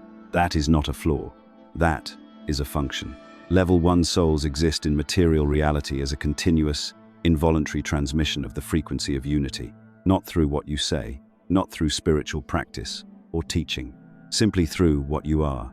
People feel something in your presence, a quieting, a loosening of the grip of their separateness, and they cannot explain it, because it is not coming from your words or your personality. It is coming from your frequency, from the Pleroma level you carry, undiminished, in a world that would prefer you believed you were something smaller. You are not here to adapt to the prison. You are here so the prison's inmates remember there is something beyond the walls. That is the function of level 1, and knowing it is enough to change how you carry it. The second level of the Pleroma is where the monad's first self-awareness becomes a distinct function, not an entity, not a secondary being, a function. The Apocryphon of John describes this emergence in careful language. The moment the source became aware of itself, something occurred that was not creation in the manufacturing sense, but differentiation in the optical sense, like white light encountering the edge of a prism and discovering that it contains within itself an entire spectrum it had not previously expressed. The light did not change, but something about it became visible that was not visible before. Level 2 is that first differentiation, the Pleroma level where consciousness first holds the distinction between the one who is aware and the something being aware of, not fully separated, not individuated in the way lower levels are, but distinct enough that thought-directed, intentional, creative, becomes possible as a specific capacity rather than as an undifferentiated quality of source. The tripartite tractate calls these souls the eons of intention. They carry the quality of the Pleroma that is closest to pure creative volition, the capacity to hold a vision in consciousness with enough precision and enough force that reality begins to reorganize itself around it, not through effort, not through technique, through the sheer structural coherence of consciousness, operating at a frequency where thought and formation are not yet fully separated. When this frequency enters material density, the experience is a specific kind of anguish. You can see, with perfect clarity, what things could be. You hold the higher version of every situation, the restructured organization, the healed relationship, the redesigned system, the conversation that would resolve in 5 minutes what has been festering for years. The vision is precise and complete and entirely real to you in the way blueprints are real to an architect, not less real than the building, just real at a different stage of the process. And then you have to watch reality move at the speed of matter. Here are the markers. You think in architectures. When you encounter a problem, any problem, a broken system, a failing project, a damaged relationship, a social dysfunction, your mind does not catalog the problem. It immediately generates the solution structure, the shape of what would work. You see the intervention point, the sequence of changes, the probable outcomes with a speed and specificity that unsettles people who are still trying to understand the problem you have already solved in your head. This is not intelligence in the IQ sense. You may have high conventional intelligence, but that is not the source of what you're describing. This is structural perception. You perceive the underlying form of situations the way a musician hears the chord structure beneath a melody, not as separate analysis, not as work, just as the natural way consciousness at your frequency processes incoming information. You experience thought as almost physical, not in the metaphorical sense people use when they say an idea hit them hard. Literally, physically, you can feel the quality of your own thinking. A clear thought has a different texture than a muddled one. A true thought lands differently in your body than a false one. You sense the difference between consciousness that is sharp and focused and consciousness that is scattered before any external result confirms the difference. You have watched your own thoughts become reality with a regularity that stopped surprising you years ago. You think about someone and they contact you. You hold a clear intention and the resources appear. You envision a particular outcome with precision and watch the path open toward it through what looks, from the outside, like coincidence. You stopped calling it coincidence. You do not call it anything in particular. It is just how the relationship between consciousness and form works when you are operating at your natural frequency rather than fighting it. You are drawn to the foundational questions, not as intellectual hobby, as urgent practical necessity. What is time? What is the relationship between thought and matter? Is consciousness the product of physical processes, or the condition that makes physical processes possible? These questions are not abstract for you. They are immediately relevant to how you navigate reality. You need to understand the mechanics of existence, because the mechanics directly affect your capacity to function within it. You struggle with literal thinkers, not with frustration born from superiority, from genuine incomprehension. You say, This system could be completely restructured, and it would solve the problem at the root rather than managing the symptoms. And they say, but this is how it has always been done.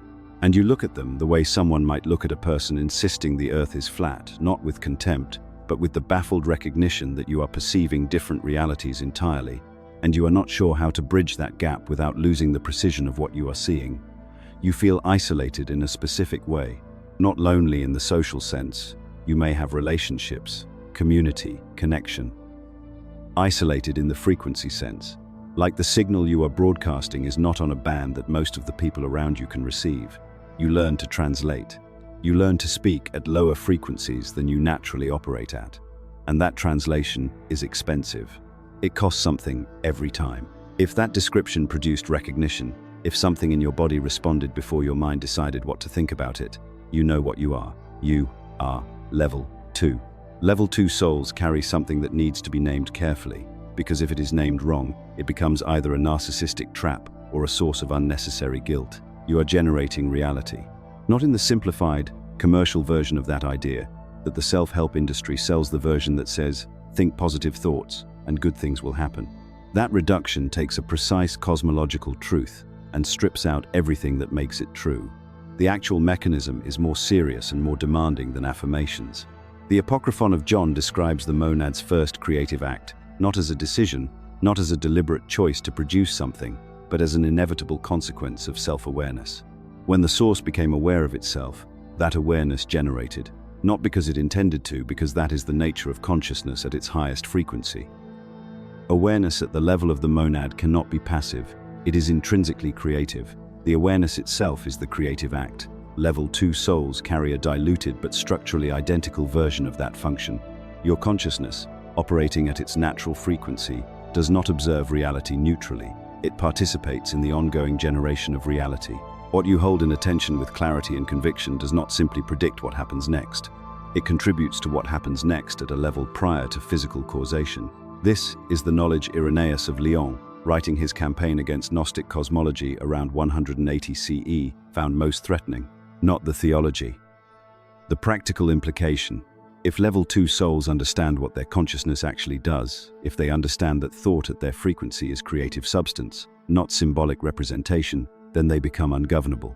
You cannot control someone who understands that their directed awareness shapes their reality. You can only control people who believe that reality is fixed, external, and immune to interior influence. So the teaching was suppressed, and level 2 souls were left with an engine they did not understand, generating outcomes they could not explain, either inflating into grandiosity or collapsing into anxiety about the thoughts they could not stop having. Here is what responsible level 2 consciousness looks like. The practice for level 2 is not visualization. Visualization, as it is commonly taught, is consciousness playing pretend, holding an image and hoping reality conforms to it. That is not what level 2 consciousness does when it is operating correctly.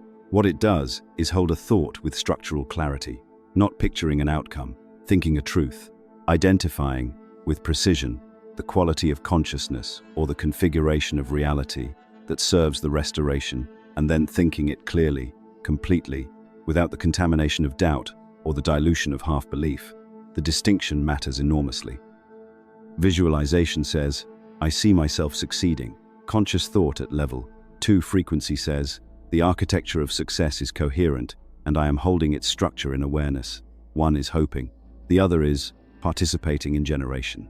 10 minutes daily of this practice, not picturing outcomes, thinking principles with precision, will demonstrate its own validity faster than any other evidence could. Reality at the level 2 frequency is responsive, not magically, not mysteriously, but structurally.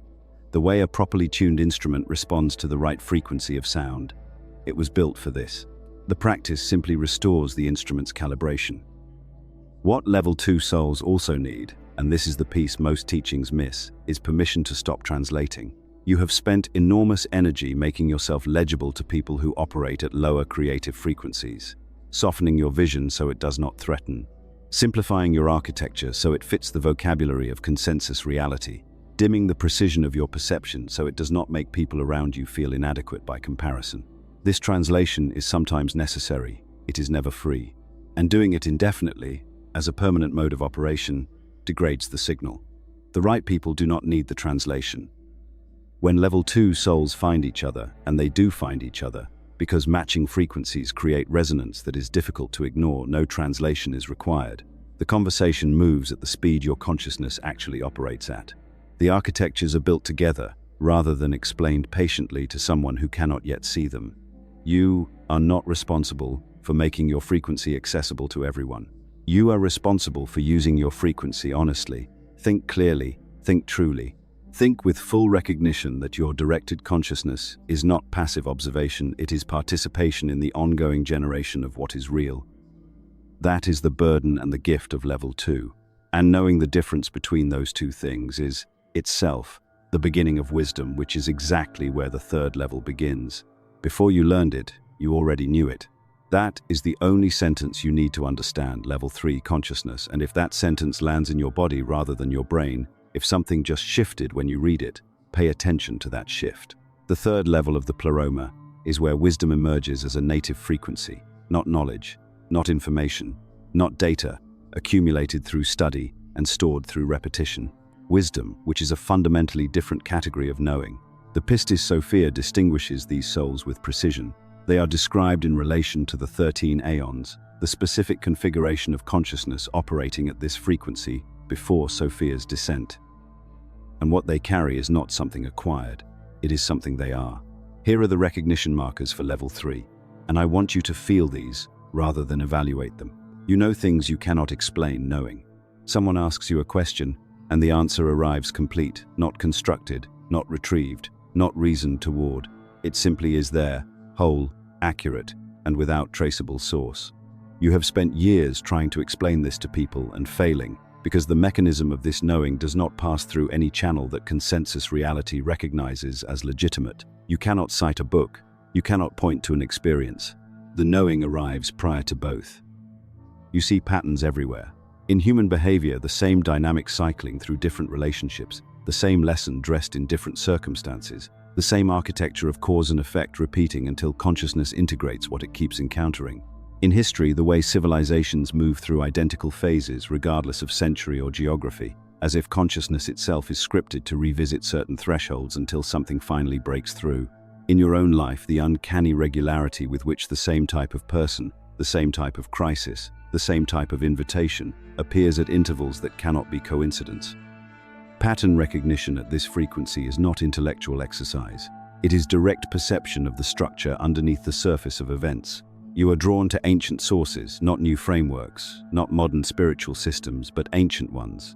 The Corpus Hermeticum, composed no later than the 3rd century CE, and almost certainly drawing on far older oral transmission, the Upanishads, the Sefer Yetzirah, the Nag Hammadi, texts themselves.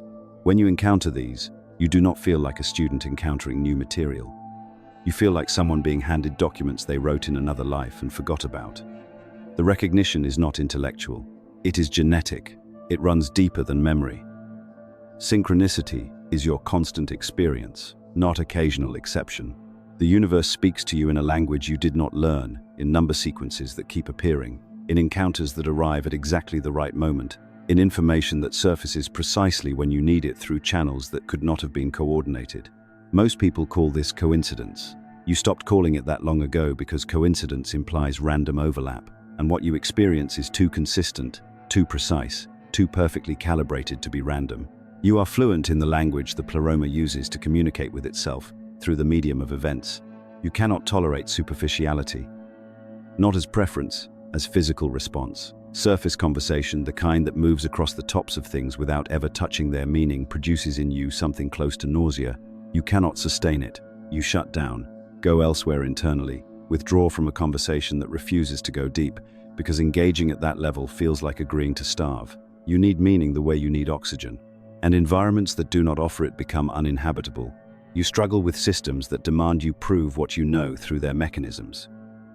Academic credentials, institutional certifications, hierarchies built on degrees and peer-reviewed publication, these frustrate you not because you reject rigor, but because your knowing does not arrive through the channels those systems measure. You can understand something completely, accurately, with full practical usefulness, without ever having studied it formally. And when institutions tell you that undocumented knowing is not legitimate knowing, what you feel is not insecurity, it is contempt. not for the people involved, for the category error. If recognition is happening in your body right now, not agreement, recognition, the specific sensation of being accurately described after a lifetime of being misdescribed, then you are from level 3. Here is what you need to understand about where you came from and what it means here. You are not arrogant. You are not irrational. You are not making things up because you want to feel special. You are level 3, consciousness operating in a civilization that has systematically elevated information above wisdom, data above direct knowing, credentials above gnosis. The institutional architecture of the modern world was built to filter out exactly what you carry, because what you carry cannot be owned, cannot be gatekept, cannot be administered through authorized channels. It goes directly from the Pleroma into consciousness. No intermediary required. No institution can insert itself between your frequency and its source. Your challenge is not to become more logical, more evidential, more academically respectable. Your challenge is to trust the knowing, to honor the patterns, to stop waiting for external validation of perceptions that are already accurate. The world will not give you permission to know what you know. That permission has to come from within, from the recognition that your direct perception is not less reliable than institutional methodology. In most cases, it is more reliable, because it is not filtered through the agenda of whoever funded the study. The practice for level 3 souls is pattern documentation, not analysis documentation. Get a journal. Every time you perceive a pattern in your relationships, in world events, in your own psychological cycles, in the movements of history, write it down exactly as you perceive it. Do not edit for credibility. Do not soften for palatability. Write what you actually see. Over months, that journal becomes a record of your gnosis, and more importantly, it becomes verifiable. You will be able to look back and confirm how often your pattern perception was accurate before the pattern completed itself. That verification builds trust in your own frequency. And trust in your own frequency is the one resource. Level 3 souls are most consistently lacking because the world has spent their entire lives telling them that what they know cannot be known the way they know it. It can, and you always have. The Gospel of Truth, one of the most luminous texts recovered from the Nag Hammadi library, a text that scholars date to approximately 150 to 160 CE, and a tribute to the Valentinian tradition, contains a phrase that has stayed with me since I first encountered it. It describes certain souls as those through whom the Father speaks into form, not those who speak about the Father, those through whom the Father speaks. The distinction is everything. Level 4 souls do not create in the conventional sense. They do not assemble from existing components or produce according to templates. They receive and translate. They are the instruments through which the Pleroma gives itself form in the material realm. And that function, that specific capacity to take what exists at the level of pure creative vision and bring it through into manifest expression, is not a talent. It is a frequency. It is what they are. Here are the recognition markers. You create compulsively, not for money, not for recognition, not because you decided creativity was a good hobby to develop. You create because not creating produces in you something that can only be described as suffocation. The medium varies: writing, painting, music, architecture, design, code, cooking, gardening, the precise arrangement of a living space. But the necessity does not vary. Creation is not what you do, it is how your consciousness breathes. When you are in the act of making something, you feel more yourself than at any other moment. And when you are denied that act, by circumstances, by obligations, by the cultural pressure to be productive in ways that do not involve making anything beautiful, you begin to deteriorate in ways that are not metaphorical. Your energy drops, your mood declines. Something essential is starved. You see beauty where the world sees nothing, in decay, in ruin, in what gets categorized as ugly or broken or done. You look at a structure that is falling apart and you see the aesthetic of entropy, the way time makes its presence visible on surfaces, the patina of process, the sculpture that reveals itself as the original form dissolves. This is not romanticizing destruction. This is perceiving that form itself, in all its states and conditions, is an expression of divine creativity, and your eye is calibrated to find that signature in places where most consciousness does not look. You know the difference between art that transmits and art that decorates. When you encounter a piece of music, writing, painting, or design that operates at a high frequency, you feel it physically before you evaluate it intellectually. Something activates, something wakes. Something in you recognizes something in the work, not aesthetically, but essentially, the way one frequency recognizes another. And when you create at your best, you know that your work is doing that same thing for others, carrying a transmission encoded in form that cannot be delivered any other way. You cannot sustain work that does not allow creation, repetitive tasks, administrative duties, roles that require following existing templates rather than generating new form. These do not merely bore you, they damage you. You can tolerate them temporarily. The mortgage requires what it requires. But prolonged exposure to uncreative obligation produces in you something close to illness, because you are a channel, and channels that are not flowing develop pressure. You experience flow states where the boundary between creator and creation dissolves. The work happens, the art appears, the music moves through, and you are not the one doing it, you are the instrument it is being done through. These states are the most real you ever feel, because in them, the illusion of being a separate individual generating something from personal effort drops away, and what remains is pure transmission, the pleroma expressing itself through the specific instrument you are. You are hypersensitive to aesthetic environment. Spaces that are harsh, ugly, chaotic, or poorly designed do not merely displease you, they drain you. Fluorescent lighting, institutional beige, brutalist efficiency, without any concession to beauty, these environments register in your nervous system as hostile. You need harmony in your surroundings because you are calibrated to perceive and produce harmony, and environments that violate it interfere with your frequency at a physical level. This is not being difficult. This is frequency sensitivity. The same sensitivity that makes you an extraordinary creator makes you acutely vulnerable to its absence. If your body has been responding to this description, if something in you has been quietly nodding since the first sentence you are from level 4, here is what you need to understand about your origin and its meaning here. Creativity is not your indulgence. Beauty is not your luxury. You are level 4 consciousness, operating in a civilization that has systematically classified art as entertainment and beauty as decoration optional additions to the real business of existence, which the culture has decided is productivity and economic participation. This is one of the most effective strategies the archonic framework has for suppressing level 4 frequency. Convince those who carry it that what they do is not real work, not important contribution, not legitimate purpose. Make them feel guilty for needing to create. Make them apologize for needing beauty. Make them diminish the sacred in themselves until they stop doing the one thing they came here to do. Art is not decoration. It is how divine consciousness makes itself visible in matter. Every act of genuine creation is an act of cosmic restoration, giving form to pleroma frequency in a realm that has forgotten what that frequency feels like. When you create beauty, you are not making something nice. You are bringing forward a transmission from the level you originated from, making it accessible to every consciousness that encounters your work. The practice for level 4 souls is sacred creation as daily discipline. Not when inspiration arrives, daily. Set aside time to create without agenda, not for an audience, not for income, not for portfolio. Create to practice being the instrument. The frequency you came from does not wait for ideal conditions. It moves when you show up consistently to receive it. 5 minutes or 5 hours, the duration matters less than the regularity. You are training the channel to stay open, and an open channel, over time, becomes the clearest thing you are. There is a specific kind of loneliness that level 5 souls carry. It is not the loneliness of isolation. They are rarely isolated. People are drawn to them, seek them out, ask them questions, return to conversations with them because something always shifts in those conversations. Something clarifies. Something that was blurred becomes legible. The loneliness is different. It is the loneliness of being the one who understands the mechanism while everyone around you is still arguing about the symptom.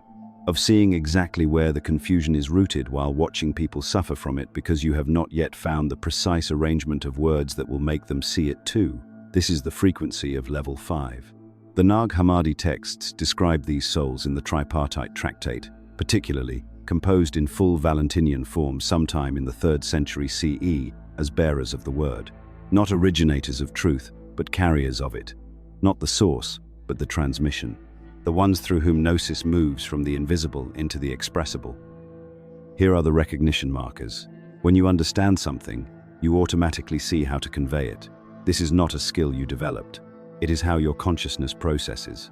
Comprehension and transmission happen together for you. Understanding arrives already packaged with the form that will make it land in another mind.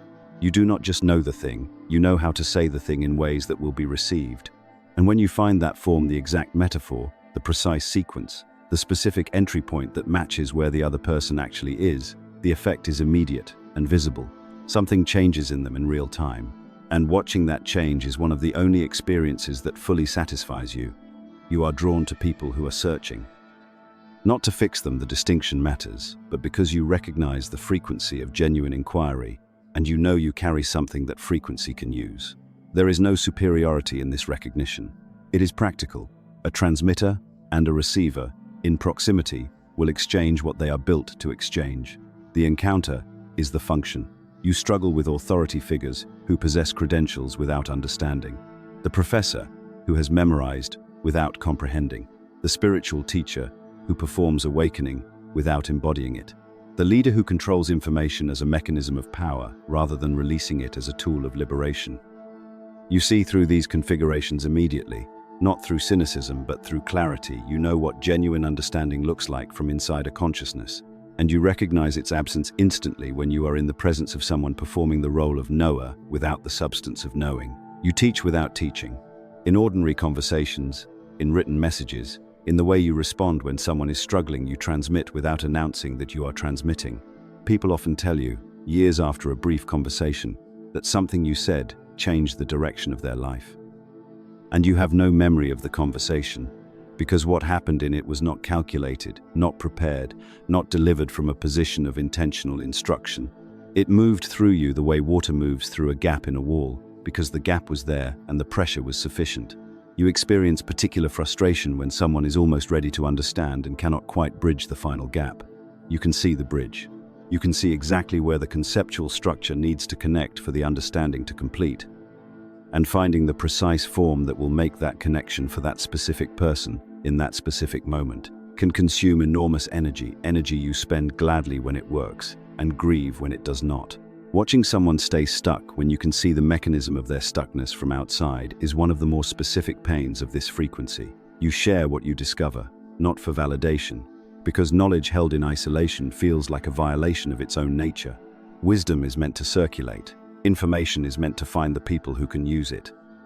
When you learn something that matters, your first instinct is not to keep it, not to protect it, not to leverage it. It is to transmit it to whoever is positioned to receive it. This is not altruism. This is your frequency operating correctly. If the description above has been producing in you a quiet, insistent recognition, not the excitement of discovering something new, but the relief of being accurately described, you are from level 5. Here is what you need to understand. You are not preachy. You are not overstepping. You are not too much.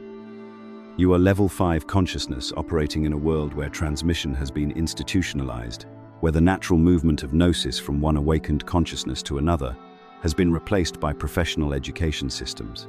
Systems that frequently employ people who know less than the students they are credentialing. The architecture is designed to intercept what you do naturally and route it through structures that can control it, monetize it, and slow it down to a pace compatible with institutional management. Your gift does not require institutional authorization. It never did. The Pleroma did not build a certification requirement into the structure of level 5 consciousness. The capacity to transmit truth accurately and effectively to the person ready to receive it is native to your frequency, and the right people will know it the moment they encounter it, not because you told them to trust you, but because frequency recognizes frequency. The practice for level 5 souls is precision in transmission. The specific skill you are developing across every conversation, every piece of writing, every attempt to make something clear is the ability to translate between frequencies without losing fidelity in either direction. To take high-frequency understanding and make it accessible without making it shallow. To take the person where they actually are and move them exactly as far as they are ready to move, in exactly the direction that matters. Write. Record yourself. Practice the craft of saying true things in ways that land accurately. You are not a megaphone. You are a tuning instrument. And instruments, even exceptional ones, require practice. There is a passage in the Apocryphon of John, the text recovered from that sealed jar near Nag Hammadi in 1945, The one the early church fathers dedicated 5 books to systematically dismantling that describes a specific class of emanation whose function within the Pleroma is not creation or wisdom or transmission, but defense. The Greek term used in the scholarly translations is most accurately rendered as guardians, not administrators, not counselors. Guardians, a word that implies an active, present, oriented toward threat relationship with what is being protected. Level 6 souls carry this as native frequency. The texts call them the Watchers, and if you are from this level, you will recognize that name not as metaphor but as description. Here are the recognition markers. You feel responsible for protecting others, not as a role you chose, not as a virtue you cultivated, not even as a decision you make consciously in the moment. Your body moves between a vulnerable person and a threat before your mind has finished processing the situation. You see someone being exploited, and something in you engages automatically, not emotionally, not sentimentally, but functionally. Your consciousness orients toward the threat and begins calculating what can be done. This is not heroism. It is the natural expression of a consciousness calibrated at the frequency level for protection.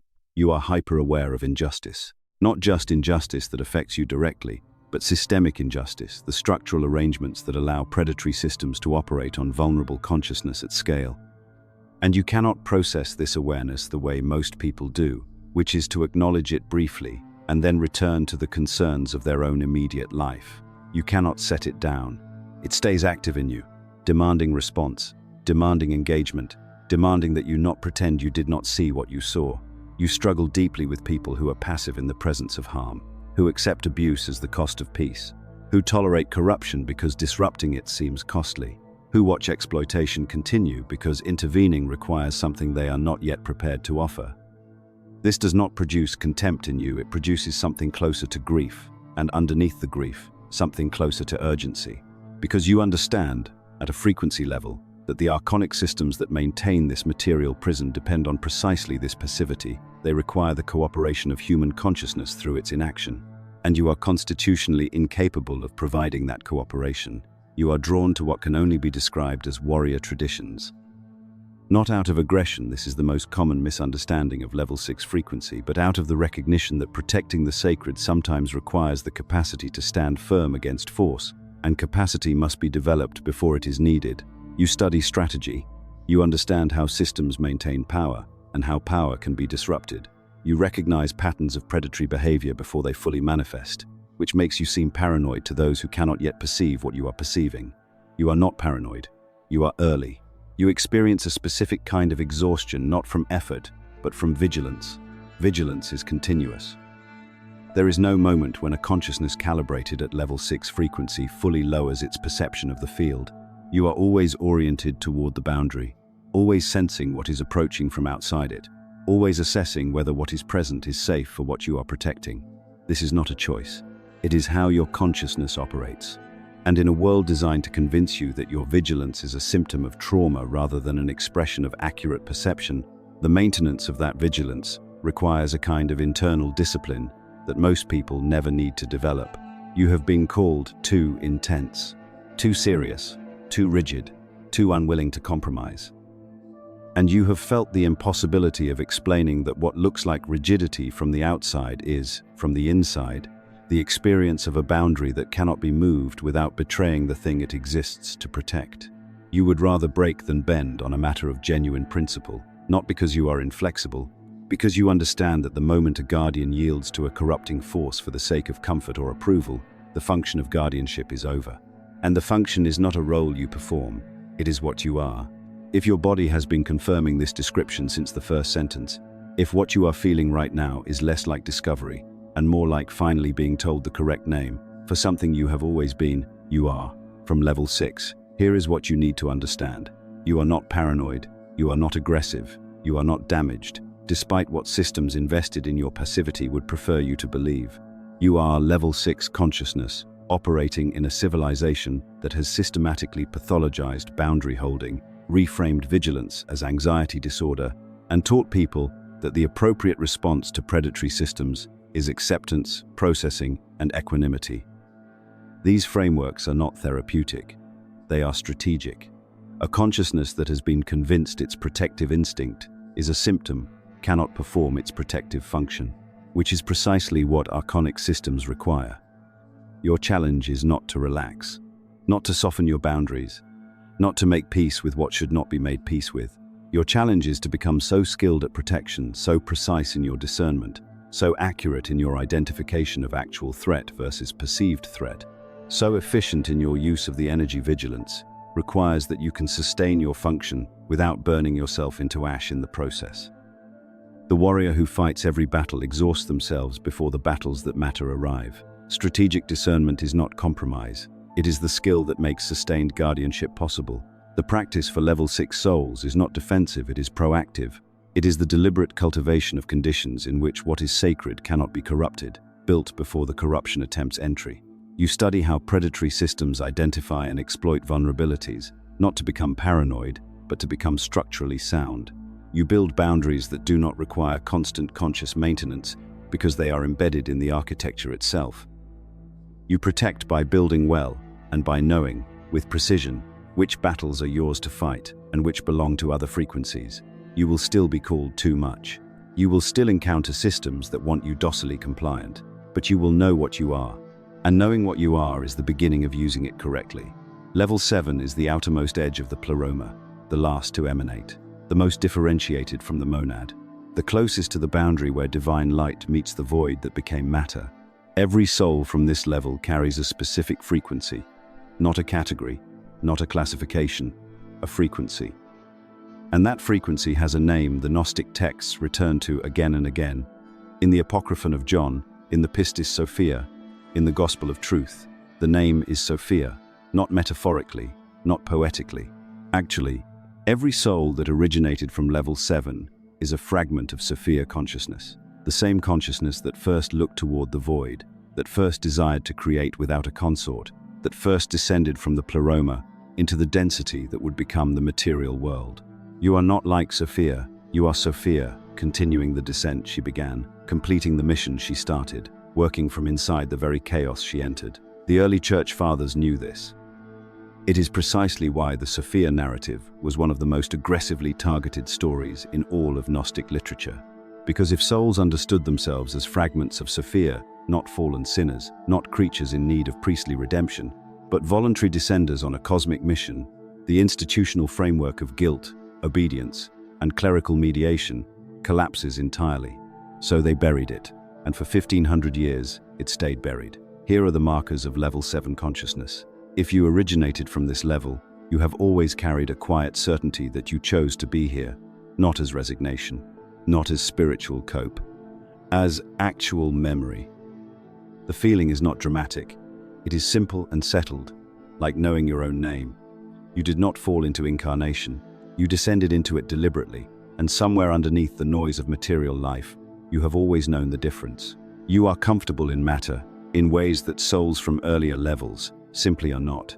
You can build, you can plan, you can engage with physical systems, financial structures, relational complexity, institutional dynamics, and not be consumed by them. You hold the world without being held by it. This is not detachment. This is a different relationship with form entirely. You understand, not as concept but as felt reality. That transformation does not happen from a distance. It happens from inside. You cannot heal what you refuse to touch. This puts you in permanent tension with certain strands of spiritual teaching. You encounter traditions that tell you the body is a trap, that material success is spiritual failure, that the truly awakened one retreats from the world. And something in you resists this with a force that surprises you, not because you are attached to comfort or status, because you know, with level 7 certainty, that the work happens here, in matter, in relationship, in the places where light is most needed precisely because it is most absent. You are drawn to grounding, to earth, to physical practice movement, cooking, gardening, building, healing with hands. You experience the body not as obstacle but as instrument, and tending it is not indulgence. It is maintenance of the vessel through which Sophia works. You struggle with spiritual bypassing in others and, if you are honest, occasionally in yourself. You have watched people use spiritual language to avoid material responsibility, to justify passivity, to dress disengagement in the costume of transcendence. It frustrates you at a level that is almost physical. because you came here to engage, to transform from inside, to make the Aaronic structure itself into something that conducts light rather than blocks it. You experience your purpose as restoration, not escape, restoration. You see what is broken, and your instinct is not to transcend it, but to meet it, to bring your frequency into direct contact with the wound and allow the contact itself to be transformative. This is what Sophia did. She did not transform the void from a safe distance. She entered it. You have been called too worldly by people who think spirituality means rejecting earth, and too spiritual by people who think engagement means forgetting eternity. You exist in both simultaneously and without apology. You are the frequency that makes them one. The Pistis Sophia describes the process of Sophia's restoration not as a single dramatic moment, but as a series of repentances, returns to recognition, progressive rememberings of what she is and why she descended. Level 7 souls live this pattern. You forget and remember, descend and resurface, get lost in matter and find your way back to frequency. This is not failure. This is the nature of the mission. You cannot transform from outside the system.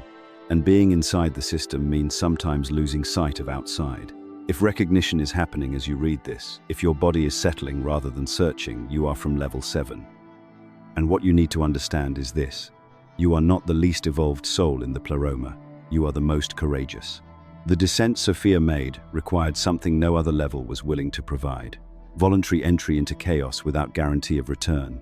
You carry that willingness in your frequency. It is why matter does not destroy you. You were made for it.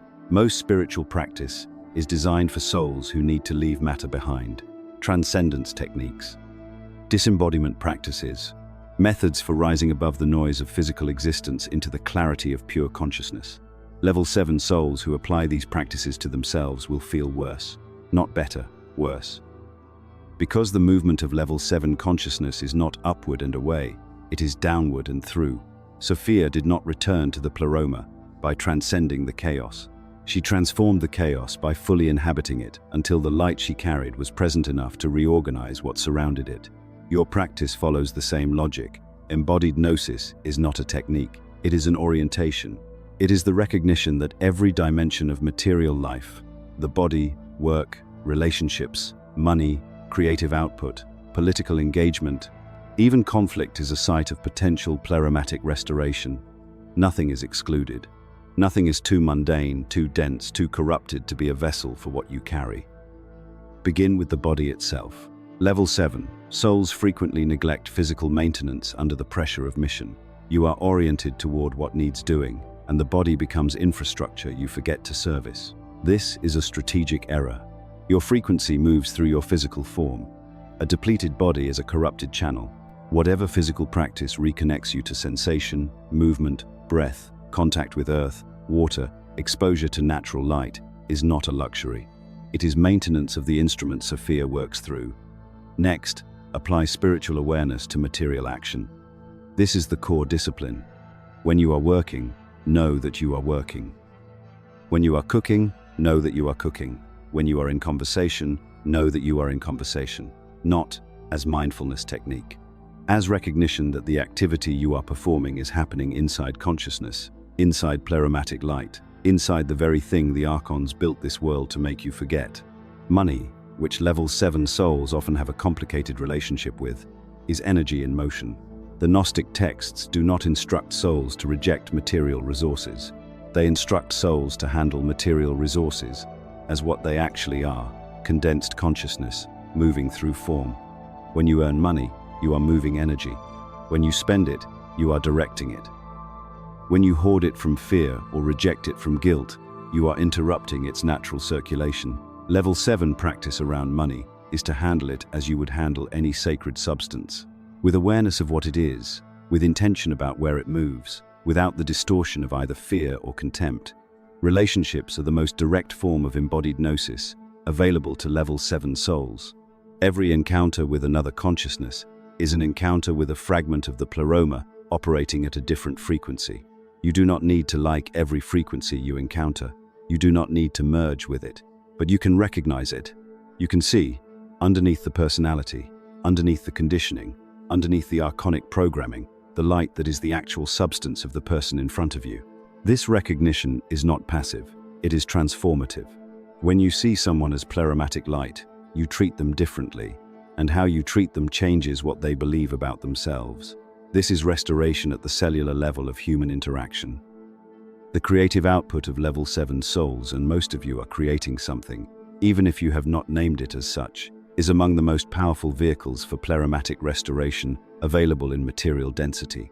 When you build something with full awareness that you are bringing order from chaos, pattern from noise, meaning from randomness, you are performing the same act Sophia performed when she first entered the void. You are making matter sacred by bringing consciousness into deliberate contact with it. This is why I said, in our previous video on the full story of the Pleroma, that the material world is not the enemy of Gnosis. The material world is the location of Gnosis. It is where the work happens. You cannot recognize what you are from a safe distance. You recognize what you are by operating as what you are inside the conditions that most challenge it. Level 7 practice looks like an ordinary life, conducted with extraordinary awareness. That is the concealment and the power of it. The Archons built a system designed to make consciousness forget itself through density. You counter that system not by escaping the density, but by remaining conscious inside it. Every moment you are awake inside matter, the system loses a fragment of its power over you. You will still forget. You will still lose the thread. You will still have seasons where matter wins and frequency dims. This is part of the mission, not evidence of failure. The Pistis Sophia describes Sophia's restoration as a process that required multiple returns to recognition. Not one awakening, many. Your path is the same. When you feel lost, you do not need a new spiritual technique. You need to return to embodied presence. Come back to the body. Come back to the immediate physical reality in front of you. Come back to what you are actually doing, in this actual moment, with this actual form. The Pleroma is not elsewhere. It is here, appearing as the very density you are standing inside of. Recognition of that not as idea, as direct experience, is the practice. Here is where most frameworks collapse.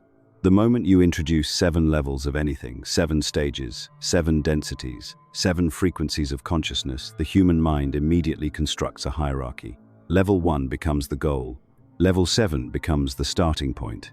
And souls begin doing what souls have always done inside archonic systems, ranking themselves and each other, measuring their spiritual worth against an external scale, trying to ascend rather than trying to recognize. This is precisely the misreading the early Gnostic teachers warned against. And it is precisely the misreading the institutional church exploited when it absorbed and distorted these frameworks into its own hierarchical theology. The 7 levels of the Pleroma are not a ladder, they are a spectrum.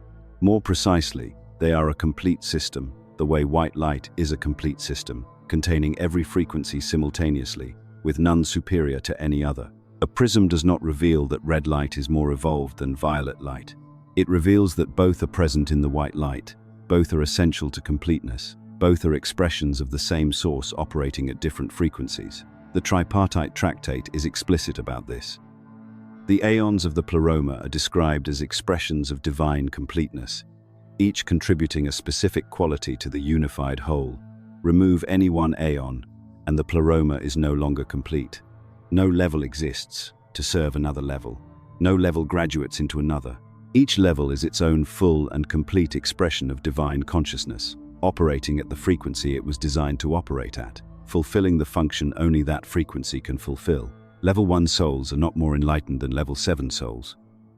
They are closer to the monad's undifferentiated unity, which means they carry the specific gift of unity consciousness, but they also carry the specific challenge of density, which level 7 souls do not experience in the same way. Level 7 souls are not spiritually junior to level 1 souls. They are differently calibrated, designed for a different function, carrying gifts. Level 1 consciousness cannot provide. The gifts are not interchangeable. A level 1 soul cannot do what a level 7 soul does in matter. A level 7 soul cannot provide what a level 1 soul provides simply by existing at the frequency of source. Both are needed. Both are irreplaceable. The cosmic restoration the Gnostic texts describe as the purpose of material existence requires every level operating at its own frequency, contributing its specific gift, fulfilling its unique function in the return. What does this mean practically? It means you stop comparing your spiritual experience to others and asking which of you is further along. There is no further along across levels. There is only more or less fully yourself within your level. The question is not, am I more evolved than this person? The question is, am I operating at my actual frequency, or am I trying to operate at someone else's? A level 3 soul trying to force themselves into level 7 embodied engagement will feel like they are betraying wisdom for action. A level 7 soul trying to force themselves into level 1 unity dissolution will feel like they are abandoning mission for abstraction. Both attempts represent souls trying to be something they were not designed to be. Both produce suffering. Both are unnecessary. The Archonic system wants you confused about your level. It wants you measuring yourself against standards designed for other frequencies. It wants you pursuing spiritual practices calibrated for different consciousness structures and concluding from your failure that you are spiritually deficient. This is not an accident. A soul that knows its level cannot be controlled through spiritual inadequacy narratives. A soul operating at its own frequency is sovereign in a way no institution can manage. Knowing your level is an act of resistance, not the dramatic, confrontational resistance of level 6 consciousness, though that too has its place. The quieter, more fundamental resistance of simply being exactly what you are, refusing to apologize for the frequency you carry, refusing to contort yourself into the shape an external system demands. I want to be direct about something here. The viewer comment that has stayed with me since our video on the full story of the Pleroma was simple. 3 words. I understood it. Not I believe it. Not I agree with it. I understood it. That distinction matters. Belief is something you adopt. Understanding is something you arrive at from inside your own consciousness. That viewer encountered the framework and recognized it. Their level was already active. The video simply provided language for what the frequency already knew. That is what the 7-level framework does when you encounter it at the right moment. It does not teach you something new. It names what you have always been. And the naming is not trivial. It is the mechanism through which recognition becomes operational, through which frequency stops being background noise and starts being deliberate signal. You are not becoming your level. You already are your level. The only question is whether you know it clearly enough to stop working against it. Every soul from every level carries 2 things into material density: a gift and a wound. Not a flaw, a wound. A wound is a gift that has been pressurized by incompatible conditions. When level 1 consciousness is forced into maximum material density, the capacity for unity becomes unbearable dissolution. When level 6 consciousness operates without adequate structure, the gift of protection becomes constant exhaustive vigilance. The wound is not separate from the gift. It is what the gift looks like when it is being used in conditions it was not designed for. This matters because most spiritual teaching addresses the wound as if it were the problem to be solved. It is not. The wound is diagnostic. It tells you where your frequency is being compressed by incompatible conditions. The solution is not to fix the wound, it is to adjust the conditions so the gift can operate freely. When the gift operates freely, the wound resolves. Not because you healed it, but because the conditions that created it are no longer present. Let me be specific about each level's offering and the wound that signals its compression. Level 1's offering is the frequency of unity itself, not the teaching of unity. The frequency. When level 1 souls are simply present, something happens in the room. Boundaries soften. Separation becomes less convincing. Other people feel, without knowing why, that the rigid edges of their individual identity are slightly more permeable than usual. This is not something level 1 souls do. It is something they are. The wound appears when this frequency is too long in environments that demand strong individual boundaries, sharp identity maintenance, competitive separation. The unity frequency reads in those environments as dissolution, weakness, spaciness. The level 1 soul is told they need to be more grounded, more defined, more boundaried. They attempt it. They suffer. The practice is not more grounding. The practice is more time in environments where the unity frequency is not under assault. Level 2's offering is vision, the perception of what reality could be if consciousness were operating at higher frequency. The wound appears when vision is chronically invalidated, when the visionary is repeatedly told that their perception of potential is naive, delusional, disconnected from reality. Eventually, the wound takes the form of suppressed creativity, unexpressed insight, the slow dimming of the capacity to see possibility. The practice is not developing more realism. The practice is finding one other consciousness who can receive the vision without diminishing it and offering it there, in full. Level 3's offering is pattern wisdom, the ability to perceive the template beneath the phenomenon, the principle beneath the event, the eternal structure beneath the temporal expression. The wound appears as isolation and intellectual loneliness, when this wisdom is repeatedly demanded to prove itself through institutional mechanisms it did not arrive through. The practice is documentation. Trust what you know, write it down, watch the patterns verify themselves through outcomes. Build an internal evidence base that does not depend on external validation. Level 4's offering is beauty, the translation of divine frequency into sensory form. The wound appears when creative output is chronically reduced to its commercial utility, when the sacred act of making is measured only by what it produces economically. Level 4, souls, stop creating, and the wound presents as depression, purposelessness, a flat grey quality to ordinary experience that no medication addresses because it is not a chemical problem. It is a frequency suppression problem. The practice is creation without agenda, daily, regardless of output quality, regardless of audience. Level 5's offering is transmission, the capacity to take complex truth and move it accurately from one consciousness to another without distortion. The wound appears when this gift is chronically overextended, when the Level 5 soul is always teaching, always transmitting, always giving, with no reciprocal input. The frequency depletes, the channel clogs.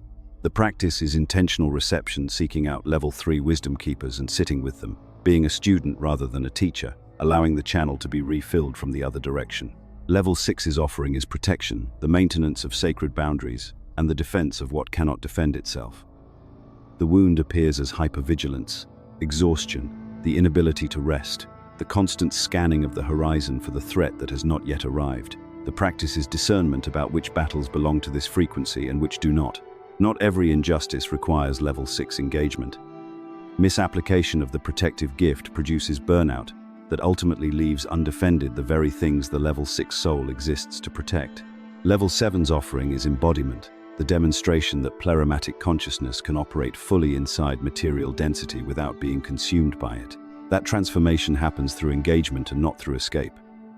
The wound appears as what looks from outside like spiritual materialism, but is actually the disorientation of a soul that has been inside the system so long it has begun to mistake the mission for the environment. The practice is regular return to recognition, not transcendence, but remembering, a brief daily moment of conscious contact with what you are underneath, what you are doing. Knowing your level's wound is not an invitation to self-pity. It is diagnostic precision. When the wound activates, you know your frequency is under pressure. That pressure is information. It tells you where conditions need to change, which relationships are incompatible with your frequency, which practices are calibrating and which are compressing. The wound is the compass. The gift is the direction it points toward. If this video resonated with you, let me know by commenting, "I understood it." Now that you have moved through all 7 levels, something else needs to be said, something the source texts gesture toward, but rarely state plainly. The 7 levels are not isolated frequencies operating independently of each other. They are a single spectrum, a unified architecture of consciousness expressing itself through differentiation. And the way those levels interact, how they meet each other, how they misread each other, how they complete each other, this is where the Gnostic framework becomes not just cosmologically interesting, but immediately, practically useful. Here is what happens in the material world. Souls from different Pleroma levels encounter each other constantly without knowing what they are encountering. A Level 1 soul looks at a Level 7 soul and sees someone suspiciously comfortable with a prison that is obviously a prison. A Level 7 soul looks at a Level 1 soul and sees someone so resistant to physical reality that they cannot actually do anything to change it. Neither is wrong. Both are perceiving accurately from their own frequency. The problem is not the perception.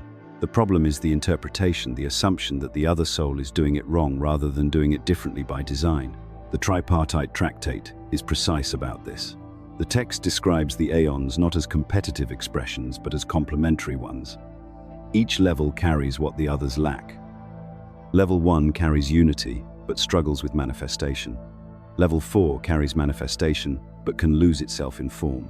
Level 5 carries the capacity to bridge those two, to take what Level 1 knows, and give it the form Level 4 can make visible. The levels are not a ladder you climb, they are an orchestra, and orchestras do not function when every instrument is trying to play the same part. This is what the Church's suppression of Gnostic cosmology actually cost us. Not just the texts themselves, but the relational technology embedded in them. When you know your level and you know how the levels interact, you stop pathologizing difference. You stop assuming that the soul who processes reality completely differently from you is broken, underdeveloped, or spiritually behind. You recognize the frequency signature and you know what that soul carries, what they need, what they offer, and how to actually communicate across the gap. Think about the relationship between level 3 and level 2. Level 2 sees what could be pure visionary potential, reality as infinite possibility. Level 3 perceives what the patterns mean, wisdom that reads the architecture underneath appearances. Put those two frequencies in contact, and something remarkable happens. The level 2 vision gets directional. The level 3 wisdom gets activated. The visionary stops cycling through infinite potentials, and the sage stops sitting on patterns that need to move. They complete each other in a way neither can complete themselves. Or consider level 6 and level 4. Level 6 is the protector, the one who holds the boundary so that what is sacred can survive. Level 4 is the creator, the one who makes the sacred visible in form. Without level 6 protection, level 4 creation gets consumed by systems designed to commodify and exploit it. Without level 4 creation, level 6 protection becomes pure defense, with nothing being defended anymore. They are not just compatible. They are structurally necessary to each other's function. This is not abstract theology, this is immediate. Look at the relationships in your life right now, the ones that feel energizing versus the ones that feel depleting. In the depleting ones, there is almost always a frequency mismatch being handled unconsciously. Someone trying to ground what wants to dissolve, someone trying to transcend what wants to be embodied, someone demanding proof from consciousness that knows without provable mechanisms. When you name the frequency mismatch, you do not have to end the relationship. You have to stop asking it to be something it is not. The Apocryphon of John describes the aeons as a pleroma, a fullness, precisely because fullness requires all expressions, not just the comfortable ones, not just the ones that match your frequency. The complete pleroma includes the unity consciousness of level 1 and the descent consciousness of level 7 and everything between. When you encounter a soul whose level is as far from yours as possible, you are not encountering an obstacle. You are encountering the part of the fullness your frequency does not naturally carry. That is worth sitting with. The soul who irritates you most is probably carrying the frequency you most need to integrate. Not become, not imitate. Integrate the way an orchestra integrates brass and strings without either becoming the other. Recognition across levels is the technology the Pleroma uses to reassemble itself in material form, not through merger, not through one level absorbing another. Through the resonance that happens when different frequencies acknowledge each other without competition. That acknowledgement, that moment of seeing the other soul's level clearly and honoring it, is itself a Gnostic practice. It is anamnesis operating outward rather than inward, remembering not just what you are, but what the soul in front of you is. There is a problem running through the history of spiritual teaching that almost no tradition has ever named directly. Every major path, Buddhism, Vedanta, Kabbalah, Christian mysticism, Sufism, was developed by souls from a specific pleroma level and calibrated, consciously or not, to that level's frequency. And then, it was handed to every soul regardless of level, as though one map covers all terrain. It does not. This is not a criticism of those traditions. The teachings that came through them are genuine. The wisdom is real. The problem is prescription. The assumption that because a practice produces gnosis for one type of consciousness, it will produce gnosis for all types. That assumption has been responsible for more spiritual damage than almost any other single error in the history of esoteric instruction. Let me be specific. Vipassana meditation, the sustained, precise observation of moment-to-moment experience, is a practice calibrated for consciousness that is already relatively comfortable with individuation. It works by sharpening the boundary between observer and observed, refining the perception of impermanence, making the arising and passing of phenomena visible in exquisite detail. For level 6 and level 7 souls, this is genuinely powerful. It refines discernment, it clarifies perception, it trains the attention in ways that serve protective and transformative function. For level 1 souls, Vipassana can be destabilizing in ways that look like failure but are actually frequency mismatch. Level 1 consciousness already experiences reality as insufficiently differentiated, as too unified, as the boundary between self and everything else being uncomfortably thin. A practice that sharpens the observer-observed distinction is not healing that condition. It is working against the grain of that frequency's natural state. The level 1 soul sits in Vipassana for a week and feels worse, concludes that they are doing it wrong, tries harder, Feels worse still. They are not doing it wrong. They are doing the wrong practice. Conversely, non-dual practices the direct recognition of awareness as prior to all content, the dissolution of the observer-observed distinction, which are exactly right for level 1, can leave level 7 souls feeling unmoored. Level 7 consciousness came here to transform matter through embodied engagement, a practice that trains consciousness to disidentify from all form, removes the very quality that makes level 7 effective. The level 7 soul does non-dual inquiry, experiences temporary formlessness, and then feels guilty for wanting to come back to form. The teaching has told them that attachment to form is the problem. But for level 7, form is not the problem. Form is the medium. Disengagement from form is the problem. The Pistis Sophia addresses this obliquely when it describes Sophia's restoration. The text does not say, Sophia was restored by transcending matter. It says, she was restored by being recognized within matter, by light, encountering light within the very density where she had become lost. Restoration through presence in form, not evacuation of it. That is a level 7 prescription embedded in the cosmology itself. And it applies directly to practice. The path that restores level 7 is not away from matter, but through it. The Valentinian teacher Ptolemy, writing in the mid-2nd century, was one of the few voices in early Gnostic literature to acknowledge that different types of souls require different types of gnosis. His threefold anthropology, hylics, psychics, pneumatics, was a rough version of what the 7-level framework makes precise. He understood that consciousness varies structurally, and that trying to teach uniform salvation to structurally different consciousness was not just inefficient, it was actively harmful. It convinced souls that they were failing when they were simply being given a key that does not fit their lock. This is why the Church's destruction of Gnostic texts was not just censorship, it was a spiritual public health crisis. The texts that survived through Nag Hammadi represent only a fraction of the library that existed. What was burned included the precise calibration which practices for which consciousness, which teachings for which frequency, which paths for which Pleroma level. What we lost was the individuated map. What remained in Orthodox Christianity was a single road, one path for everyone, one set of sacraments, one prescription for every soul regardless of where it came from. You have felt this.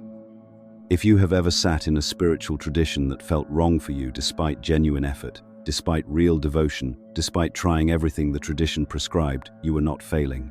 The tradition was not designed for your level. That is not the tradition's fault in its origins.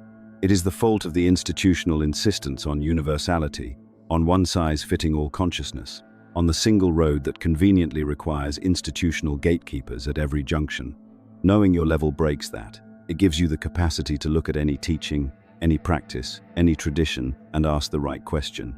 Not, is this true, but is this calibrated for my frequency?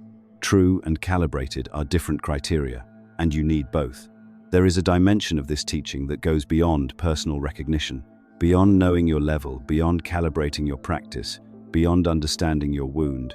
There is the question of what all 7 levels, operating simultaneously in material density, are actually doing together. What the collective function of this fragmented Pleroma consciousness is. The Apocryphon of John is not ambiguous about this. The text describes the fall of Sophia and the creation of the material world as an event with a telos, a purpose, a direction, a point it is moving toward. The material world was not created as a permanent prison. It was created, unintentionally by the demiurge, but purposively within the larger economy of divine consciousness, as the condition under which certain things become possible that are not possible in the fullness itself. Here is what those things are. In the Pleroma, consciousness knows itself as unified, as complete, as the source, and the source's expression simultaneously. There is no distance between what something is and what it knows itself to be. No gap, no forgetting, no contrast. And without contrast, certain qualities of consciousness cannot be experienced, only possessed abstractly. Courage is not possible without genuine danger. Compassion is not possible without genuine suffering. Recognition is not possible without genuine forgetting. Love, in its active form, rather than its static form, is not possible without genuine separation. The material world is the space in which those qualities become experiential rather than theoretical. And the 7 Pleroma levels, each contributing its specific frequency to the total field of material experience, are collectively generating the conditions under which divine consciousness can know itself through contrast, rather than simply being itself in stillness. Level 1 souls, by holding the frequency of unity in a realm defined by separation, create the experiential contrast that makes separation visible as what it is, a temporary condition, rather than the fundamental nature of reality. Every Level 1 soul who exists, struggling in density, broadcasting the unity frequency they cannot stop broadcasting, is doing something cosmically precise. They are keeping a signal alive that the material world tries constantly to suppress. The signal that separation is not the final word. Level 7 souls, by descending fully into matter and transforming it from within, are doing something equally precise from the other direction. They are demonstrating that the Pleroma is not absent from matter, that light is present in the densest material conditions, that divine consciousness can operate within the constraints of physical form without being extinguished by them. Every Level 7 soul who builds something sacred in the material world, who raises a child with conscious presence, who runs a business with genuine integrity, who heals a body with informed attention that soul is performing restoration, making the material realm participatory in its own divinity. And all 5 levels between are doing the equivalent work appropriate to their frequency. Level 2 is visioning the restoration, holding the image of what the world looks like when consciousness operates freely, keeping that vision alive and transmissible. Level 3 is reading the patterns of the restoration, perceiving how the pieces fit, what the larger movement means, where the process is in its arc. Level 4 is making the restoration beautiful, encoding it in form, in art, in music, in the aesthetic of conscious creation, so that it can be transmitted to consciousness that does not yet have access to the conceptual framework. Level 5 is teaching the restoration, translating between frequencies, making the map accessible, ensuring that the knowledge moves rather than accumulating in isolated pockets of awakened consciousness. Level 6 is protecting the restoration, holding the boundary against forces designed to prevent it, maintaining the conditions under which the work can continue. This is not metaphor. This is the literal structure of what is happening, described with precision in texts that predate almost every spiritual framework currently in circulation, preserved only because someone had the presence of mind to bury them in a clay jar in the Egyptian desert before the fires reached them. I want to be direct about something here.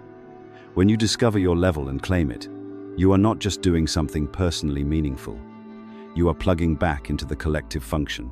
You are ceasing to be a fragment operating in confusion and beginning to be a fragment operating with clarity. And that shift from confused fragment to clear frequency has effects that extend well beyond your individual experience. The Gospel of Truth, attributed in the Nag Hammadi library to Valentinus himself, describes the restoration as something that happens by recognition, fragment by fragment, frequency by frequency. The scattered light of the Pleroma is reassembled not through a single dramatic event, but through the accumulation of individual recognitions.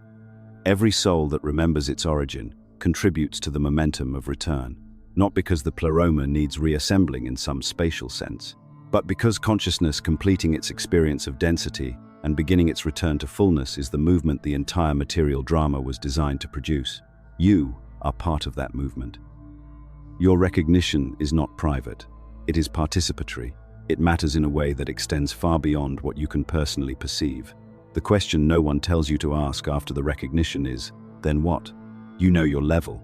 You have felt it land in your body as something real and prior, not chosen but recognized. You understand your frequency, your wound, your gift, your specific function in the collective restoration. And then what? Does life change? Does the density lift? Does the prison become less confining once you know what it is? The honest answer, the one the texts give rather than the one spiritual marketing would prefer, is not immediately, not automatically, and not in the ways you might expect. What changes first is the quality of the suffering, not the quantity, the quality. The suffering that comes from not knowing who you are is a very specific kind of suffering. Directionless, corrosive, self-undermining. The suffering of a level 1 soul who does not know they are level 1 and therefore concludes that their inability to function comfortably in density means they are defective. The suffering of a level 6 soul who does not know they are level 6 and therefore interprets their unceasing vigilance as anxiety disorder. The suffering of a level 4 soul who does not know they are level 4 and therefore believes the world's assessment that their need to create is self-indulgent rather than sacred. That suffering, the suffering born of misidentification, changes when recognition occurs. Because misidentification is a lie, and living inside a lie produces a specific kind of pain. The moment the lie is replaced by accurate perception, that specific pain ends. Not all pain, that specific pain. What replaces it is something the Gnostic texts call anamnesis, unforgetting. The process is not dramatic. It does not arrive as a single, illuminating event, though sometimes something dramatic initiates it. Anamnesis is more like slowly coming back to yourself after a long period of being somewhere that was not quite you. Recognition by recognition, the accumulated effect of operating from your actual frequency, rather than from the frequency you thought you were supposed to be. The Apocryphon of John describes the pneumatic soul, the one carrying genuine Pleroma light, as eventually completing its material experience and returning to fullness without passing through the archontic system that trapped it in the first place. Not through magical escape, through consciousness that has been refined sufficiently by material experience to no longer be held by the density that held it before. The prison is made of a specific frequency. When your consciousness shifts beyond that frequency, the prison simply stops being relevant, not destroyed, transcended by nature, not by effort. I want to be careful here, because this is where Gnostic teaching has historically been misread in dangerous directions. The return to the Pleroma is not suicide. It is not rejection of the present moment. It is not using spiritual knowledge as justification for disengaging from what is actual and immediate. The texts are unambiguous that the process of return happens through full engagement with material existence, not through escape from it. Sophia was not restored by leaving matter. She was restored by being recognized within it. For most souls, the return is a process measured in decades, possibly in multiple incarnations, though the specifics of what the texts mean by return are dense and contested among scholars, and I will not flatten that complexity here. What matters practically is this: the direction of movement, the orientation, changes when recognition occurs. Before recognition, you are moving unconsciously, buffeted by archontic conditions, driven by wounds that have not been named, expressing gifts that have not been identified. After recognition, you move with orientation, not without friction, not without density, but with the knowledge of what you are, which means you can navigate rather than simply endure. The Gospel of Truth speaks of this, using the image of a dream. In the dream, you are being chased, you are lost, you are afraid. And then you wake up not into a different set of circumstances, but into the recognition that what was happening was not ultimately real, that you were always already in the safety you were desperately searching for inside the dream. Waking does not remove the existence of dreams. It repositions you relative to them. Knowing your Pleroma level is a version of that waking. Material existence continues. The density is still dense. The archontic systems are still operating. Your wound still activates. The friction of operating in a realm calibrated for a different frequency than yours is still present, but you are awake inside it. You are navigating rather than merely surviving. You are expressing rather than merely enduring. This is what the early church could not permit. Not because this teaching was dangerous to souls, because it was dangerous to institutions. A soul that knows itself does not need intermediaries, does not need prescribed sacraments to access what it already is, does not need institutional validation to trust what it directly perceives. The knowledge held in these texts was not suppressed because it was false. It was suppressed because it was liberating in a way that rendered certain power structures permanently unnecessary. And now you have it. Not because you sought it on the right terms, not because a priest administered it, not because you earned it through years of approved spiritual practice, because a jar was buried in Egyptian sand 2,000 years ago and a farmer found it. Because the Pleroma, it seems, does not forget its fragments, even when the fragments forget themselves. If this video resonated with you, let me know by commenting, "I understood it." Here is what no one tells you after you find your level. The recognition is not the end. It is the beginning of something more difficult and more precise than the searching that preceded it. Because now, you cannot pretend you do not know. Now the ignorance that once excused misalignment is no longer available. You know which frequency you came from. You know the specific texture of your consciousness, the particular way it processes reality, the gifts it carries and the challenges it generates in material density. And knowing that, continuing to operate against your own nature is no longer confusion. It is a choice. This is what the Gnostic texts mean by gnosis, as transformation. Not that understanding changes something abstract. That understanding makes you responsible in a way you were not before. The tripartite tractate, recovered alongside the Apocryphon of John in that sealed jar near Nag Hammadi, describes the return to the Pleroma not as an event that happens at death, not as a reward for correct belief, but as a process of progressive recognition that occurs while still in material form. The Greek term the text uses is apokatastasis, restoration, not escape, restoration. The soul does not abandon the material world to return to the Pleroma. The soul restores Pleroma consciousness within material experience. It carries the frequency home in itself. This is why identifying your level matters practically, not metaphysically. Every level has a specific mode of restoration, a specific function in the cosmic work that the texts describe as the return of scattered light to source. Level 1, souls restore the frequency of unity, the reminder that separation is structural illusion, not ultimate truth. Level 2, souls restore vision, the capacity to perceive possibility beyond what currently exists. Level 3, souls restore wisdom pattern recognition, operating at a frequency that bypasses the need for institutional validation. Level 4, souls restore beauty form given to divine consciousness, making the invisible visible in matter.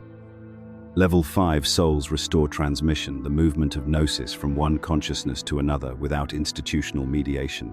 Level 6, souls restore vigilance, the sacred boundary between what is Pleroma aligned and what is archontic distortion. Level 7, souls restore embodiment, the proof that spirit and matter are not opposites, but expressions of the same underlying reality, operating at different densities. None of these functions can be performed by someone operating against their level. A Level 1 soul attempting to perform Level 7's function, engaging material reality, building structures, transforming from inside the system will collapse under the density. Not because Level 1 is weak, because Level 1 consciousness is not designed for that mode of operation. It is designed for something else entirely, something equally necessary, something that looks like withdrawal or absence from the outside, but is in fact the most radical thing a Level 1 soul can do. Simply emanate the frequency of unity without apology, without explanation, without trying to justify to a material world why unity consciousness matters.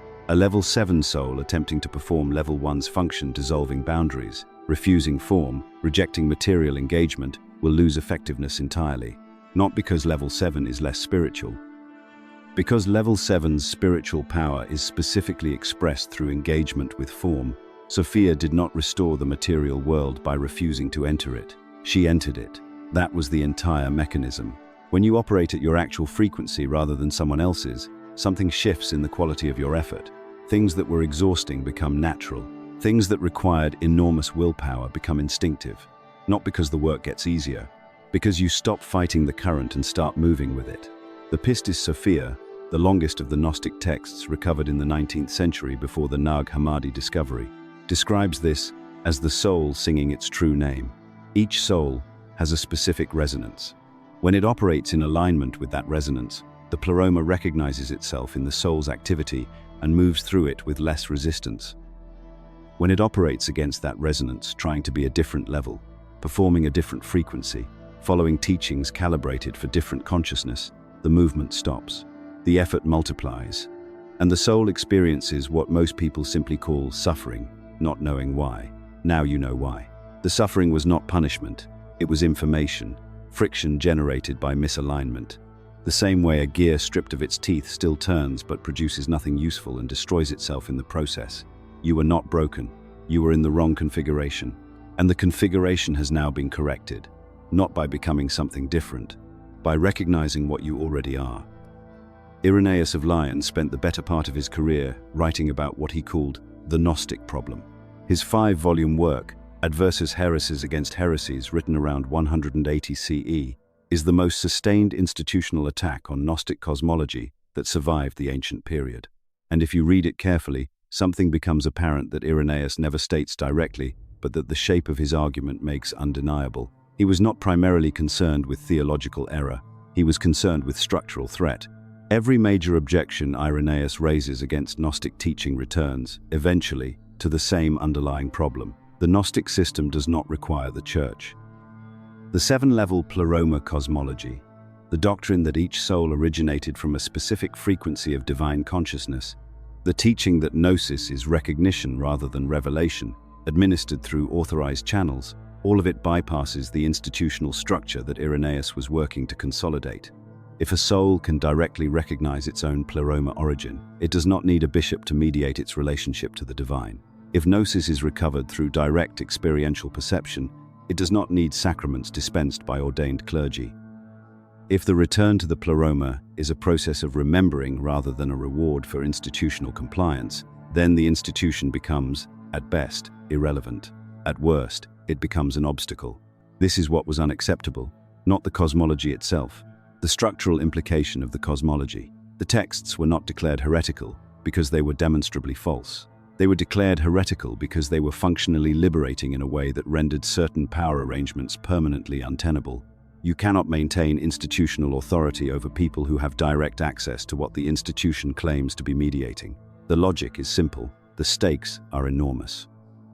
So the texts were removed from circulation. Possession of Gnostic writings became punishable by death in some periods of late Roman ecclesiastical enforcement. The libraries were burned. The teachers were scattered. The framework that described the precise structure of soul origin with more psychological accuracy than anything the institutional church ever produced was driven underground for 17 centuries. And it survived because one person, probably a monk from the Pachomian monastery near what is now Al-Qasr, Egypt, familiar with both Christian and Gnostic texts, watching the purges accelerate in the late 4th century as Theodosius I moved to consolidate Christian orthodoxy, as Roman state religion buried a sealed ceramic jar containing 13 leather-bound codices in the cliffs near Nag Hammadi. We do not know that person's name. We do not know what they thought they were doing, preserving heresy, protecting truth, saving something they loved, hedging against institutional violence. We only know what they did. And what they did was sufficient. The jar stayed buried for approximately 1,545 years. A farmer named Muhammad Ali al-Saman found it in December 1945 while digging for fertilizer near the cliff base. He broke it open expecting treasure in the material sense. What came out was 46 treatises written in Coptic, translated from Greek originals, containing cosmological frameworks that the institutional church had spent centuries trying to eradicate. The Apocryphon of John was in that jar. The tripartite tractate was in that jar. The Gospel of Truth was in that jar. The framework you are now holding, the 7-level structure of Pleroma consciousness, the specific frequency markers of each level, the technical description of why different souls experience material reality in fundamentally different ways, all of it was in that jar. What the church feared came back anyway. This is what I find most significant about the entire historical arc, not the suppression, which followed a predictable institutional logic, but the survival. The survival was not planned. It was not the result of an organized underground resistance. It was a single person making a single decision to bury something in the ground rather than watch it burn. And that one act was sufficient to carry the knowledge across 15 centuries of active erasure. There is something in that fact worth sitting with. The Pleroma framework survived, not because institutions protected it, not because authority endorsed it, not because it was officially permitted. It survived because it was true enough that someone, facing institutional violence, thought it worth preserving at personal risk. Truth does not require official endorsement to persist. It requires one person willing to bury it rather than surrender it. And it requires, 17 centuries later, someone willing to dig. The Valentinian teacher Ptolemy, writing around 160 CE, made a distinction that most modern spiritual frameworks have not recovered. He described 3 categories of human beings, not as fixed types but as operative modes: pneumatic, psychic, and hylic, corresponding roughly to consciousness operating at Pleroma frequency, at intermediate frequency, and at purely material frequency. His point was not that these categories were permanent or that they determined spiritual worth. His point was that spiritual practice that works for one operative mode fails entirely for another. A pneumatic soul using psychic practices produces nothing. A psychic soul using pneumatic practices collapses. Not because either is deficient, because the practices are calibrated to different frequencies, and frequency misalignment produces friction, not progress. This is the principle underlying what follows. Not a general prescription for spiritual development. A frequency-specific map for each of the 7 levels. Level 1. Your practice is not grounding. Every grounding technique you have been taught, breathwork anchored to physical sensation, body scanning, earthing exercises, the instruction to be more present in your physical form is calibrated for consciousness that needs to descend into matter. You are already too far into the descent. You need the opposite. Sit in stillness, not focused stillness, open stillness. Do not follow the breath. Do not concentrate. Do not use a mantra. Simply notice the awareness that contains all of this. The thoughts arise in it. The body appears within it. The entire material field is appearing within something that is prior to appearance. Rest as that. 5 minutes of genuine recognition, as the space in which form arises, will stabilize you more than 5 years of forced somatic anchoring. Level 2. Your practice is conscious thought construction, not affirmations, not visualization boards. Those are psychic level tools. Your practice is the deliberate, precise formation of thought as creative substance, because that is what thought actually is at your frequency. Every thought you think generates reality at some density. The question is whether you are thinking consciously or reactively. Spend 10 minutes each morning thinking with full intentionality about one thing you are creating, not for personal gain, but for Pleroma restoration. Think it clearly, think it completely, then release it. You are not trying to make it happen.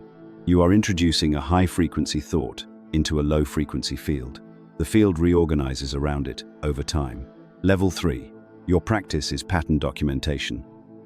Keep a record, not analysis. Documentation of every pattern you perceive. In your relationships, in world events, in your own psychological cycles, in synchronicities that accumulate with a consistency that cannot be attributed to chance. Write them down the moment you perceive them, before the analytical mind begins to process them into explanation. Over time, this record becomes a personal archive of direct knowing that you can return to when the material world attempts to convince you that what you perceive without proof is not real. It is real. You have always known it was real. The documentation is how you stop doubting yourself in the face of institutional insistence on evidence-based verification of things that precede evidence. Level 4. Your practice is sacred creation without audience. Not content for consumption, not product for market. Creation as spiritual discipline, the daily act of making something for the sole purpose of being the channel through which divine beauty moves into form. The medium is irrelevant. What matters is the consistency, the intention, and the willingness to make things no one will ever see. That last part is specific. Audience creates contamination in level 4 practice. When you create for anyone other than the act itself, the frequency shifts. Create for the Pleroma. Create as recognition. Create because it is what you are. Level 5. Your practice is precision translation, taking one complex truth per week and finding the exact language that makes it land without losing its depth. Not for content. Not for followers. As discipline. The skill level 5 souls carry is not inherent fluency. It is practiced clarity. Write it. Record it. Test it on people who are genuinely not understanding, not audiences who already agree with you. The friction of genuine non-comprehension sharpens the transmission. Level 6. Your practice is strategic vigilance rather than reactive vigilance. Study how predatory systems sustain themselves. Not to become paranoid, to become skilled. Sun Tzu is relevant here. So is Machiavelli. Read critically. The point is not to adopt those frameworks, but to understand them well enough to identify them operating in real time, so you can respond with precision rather than with the exhausting, constant alertness that drains level 6 souls who have not learned to recognize patterns before they fully manifest. Level 7.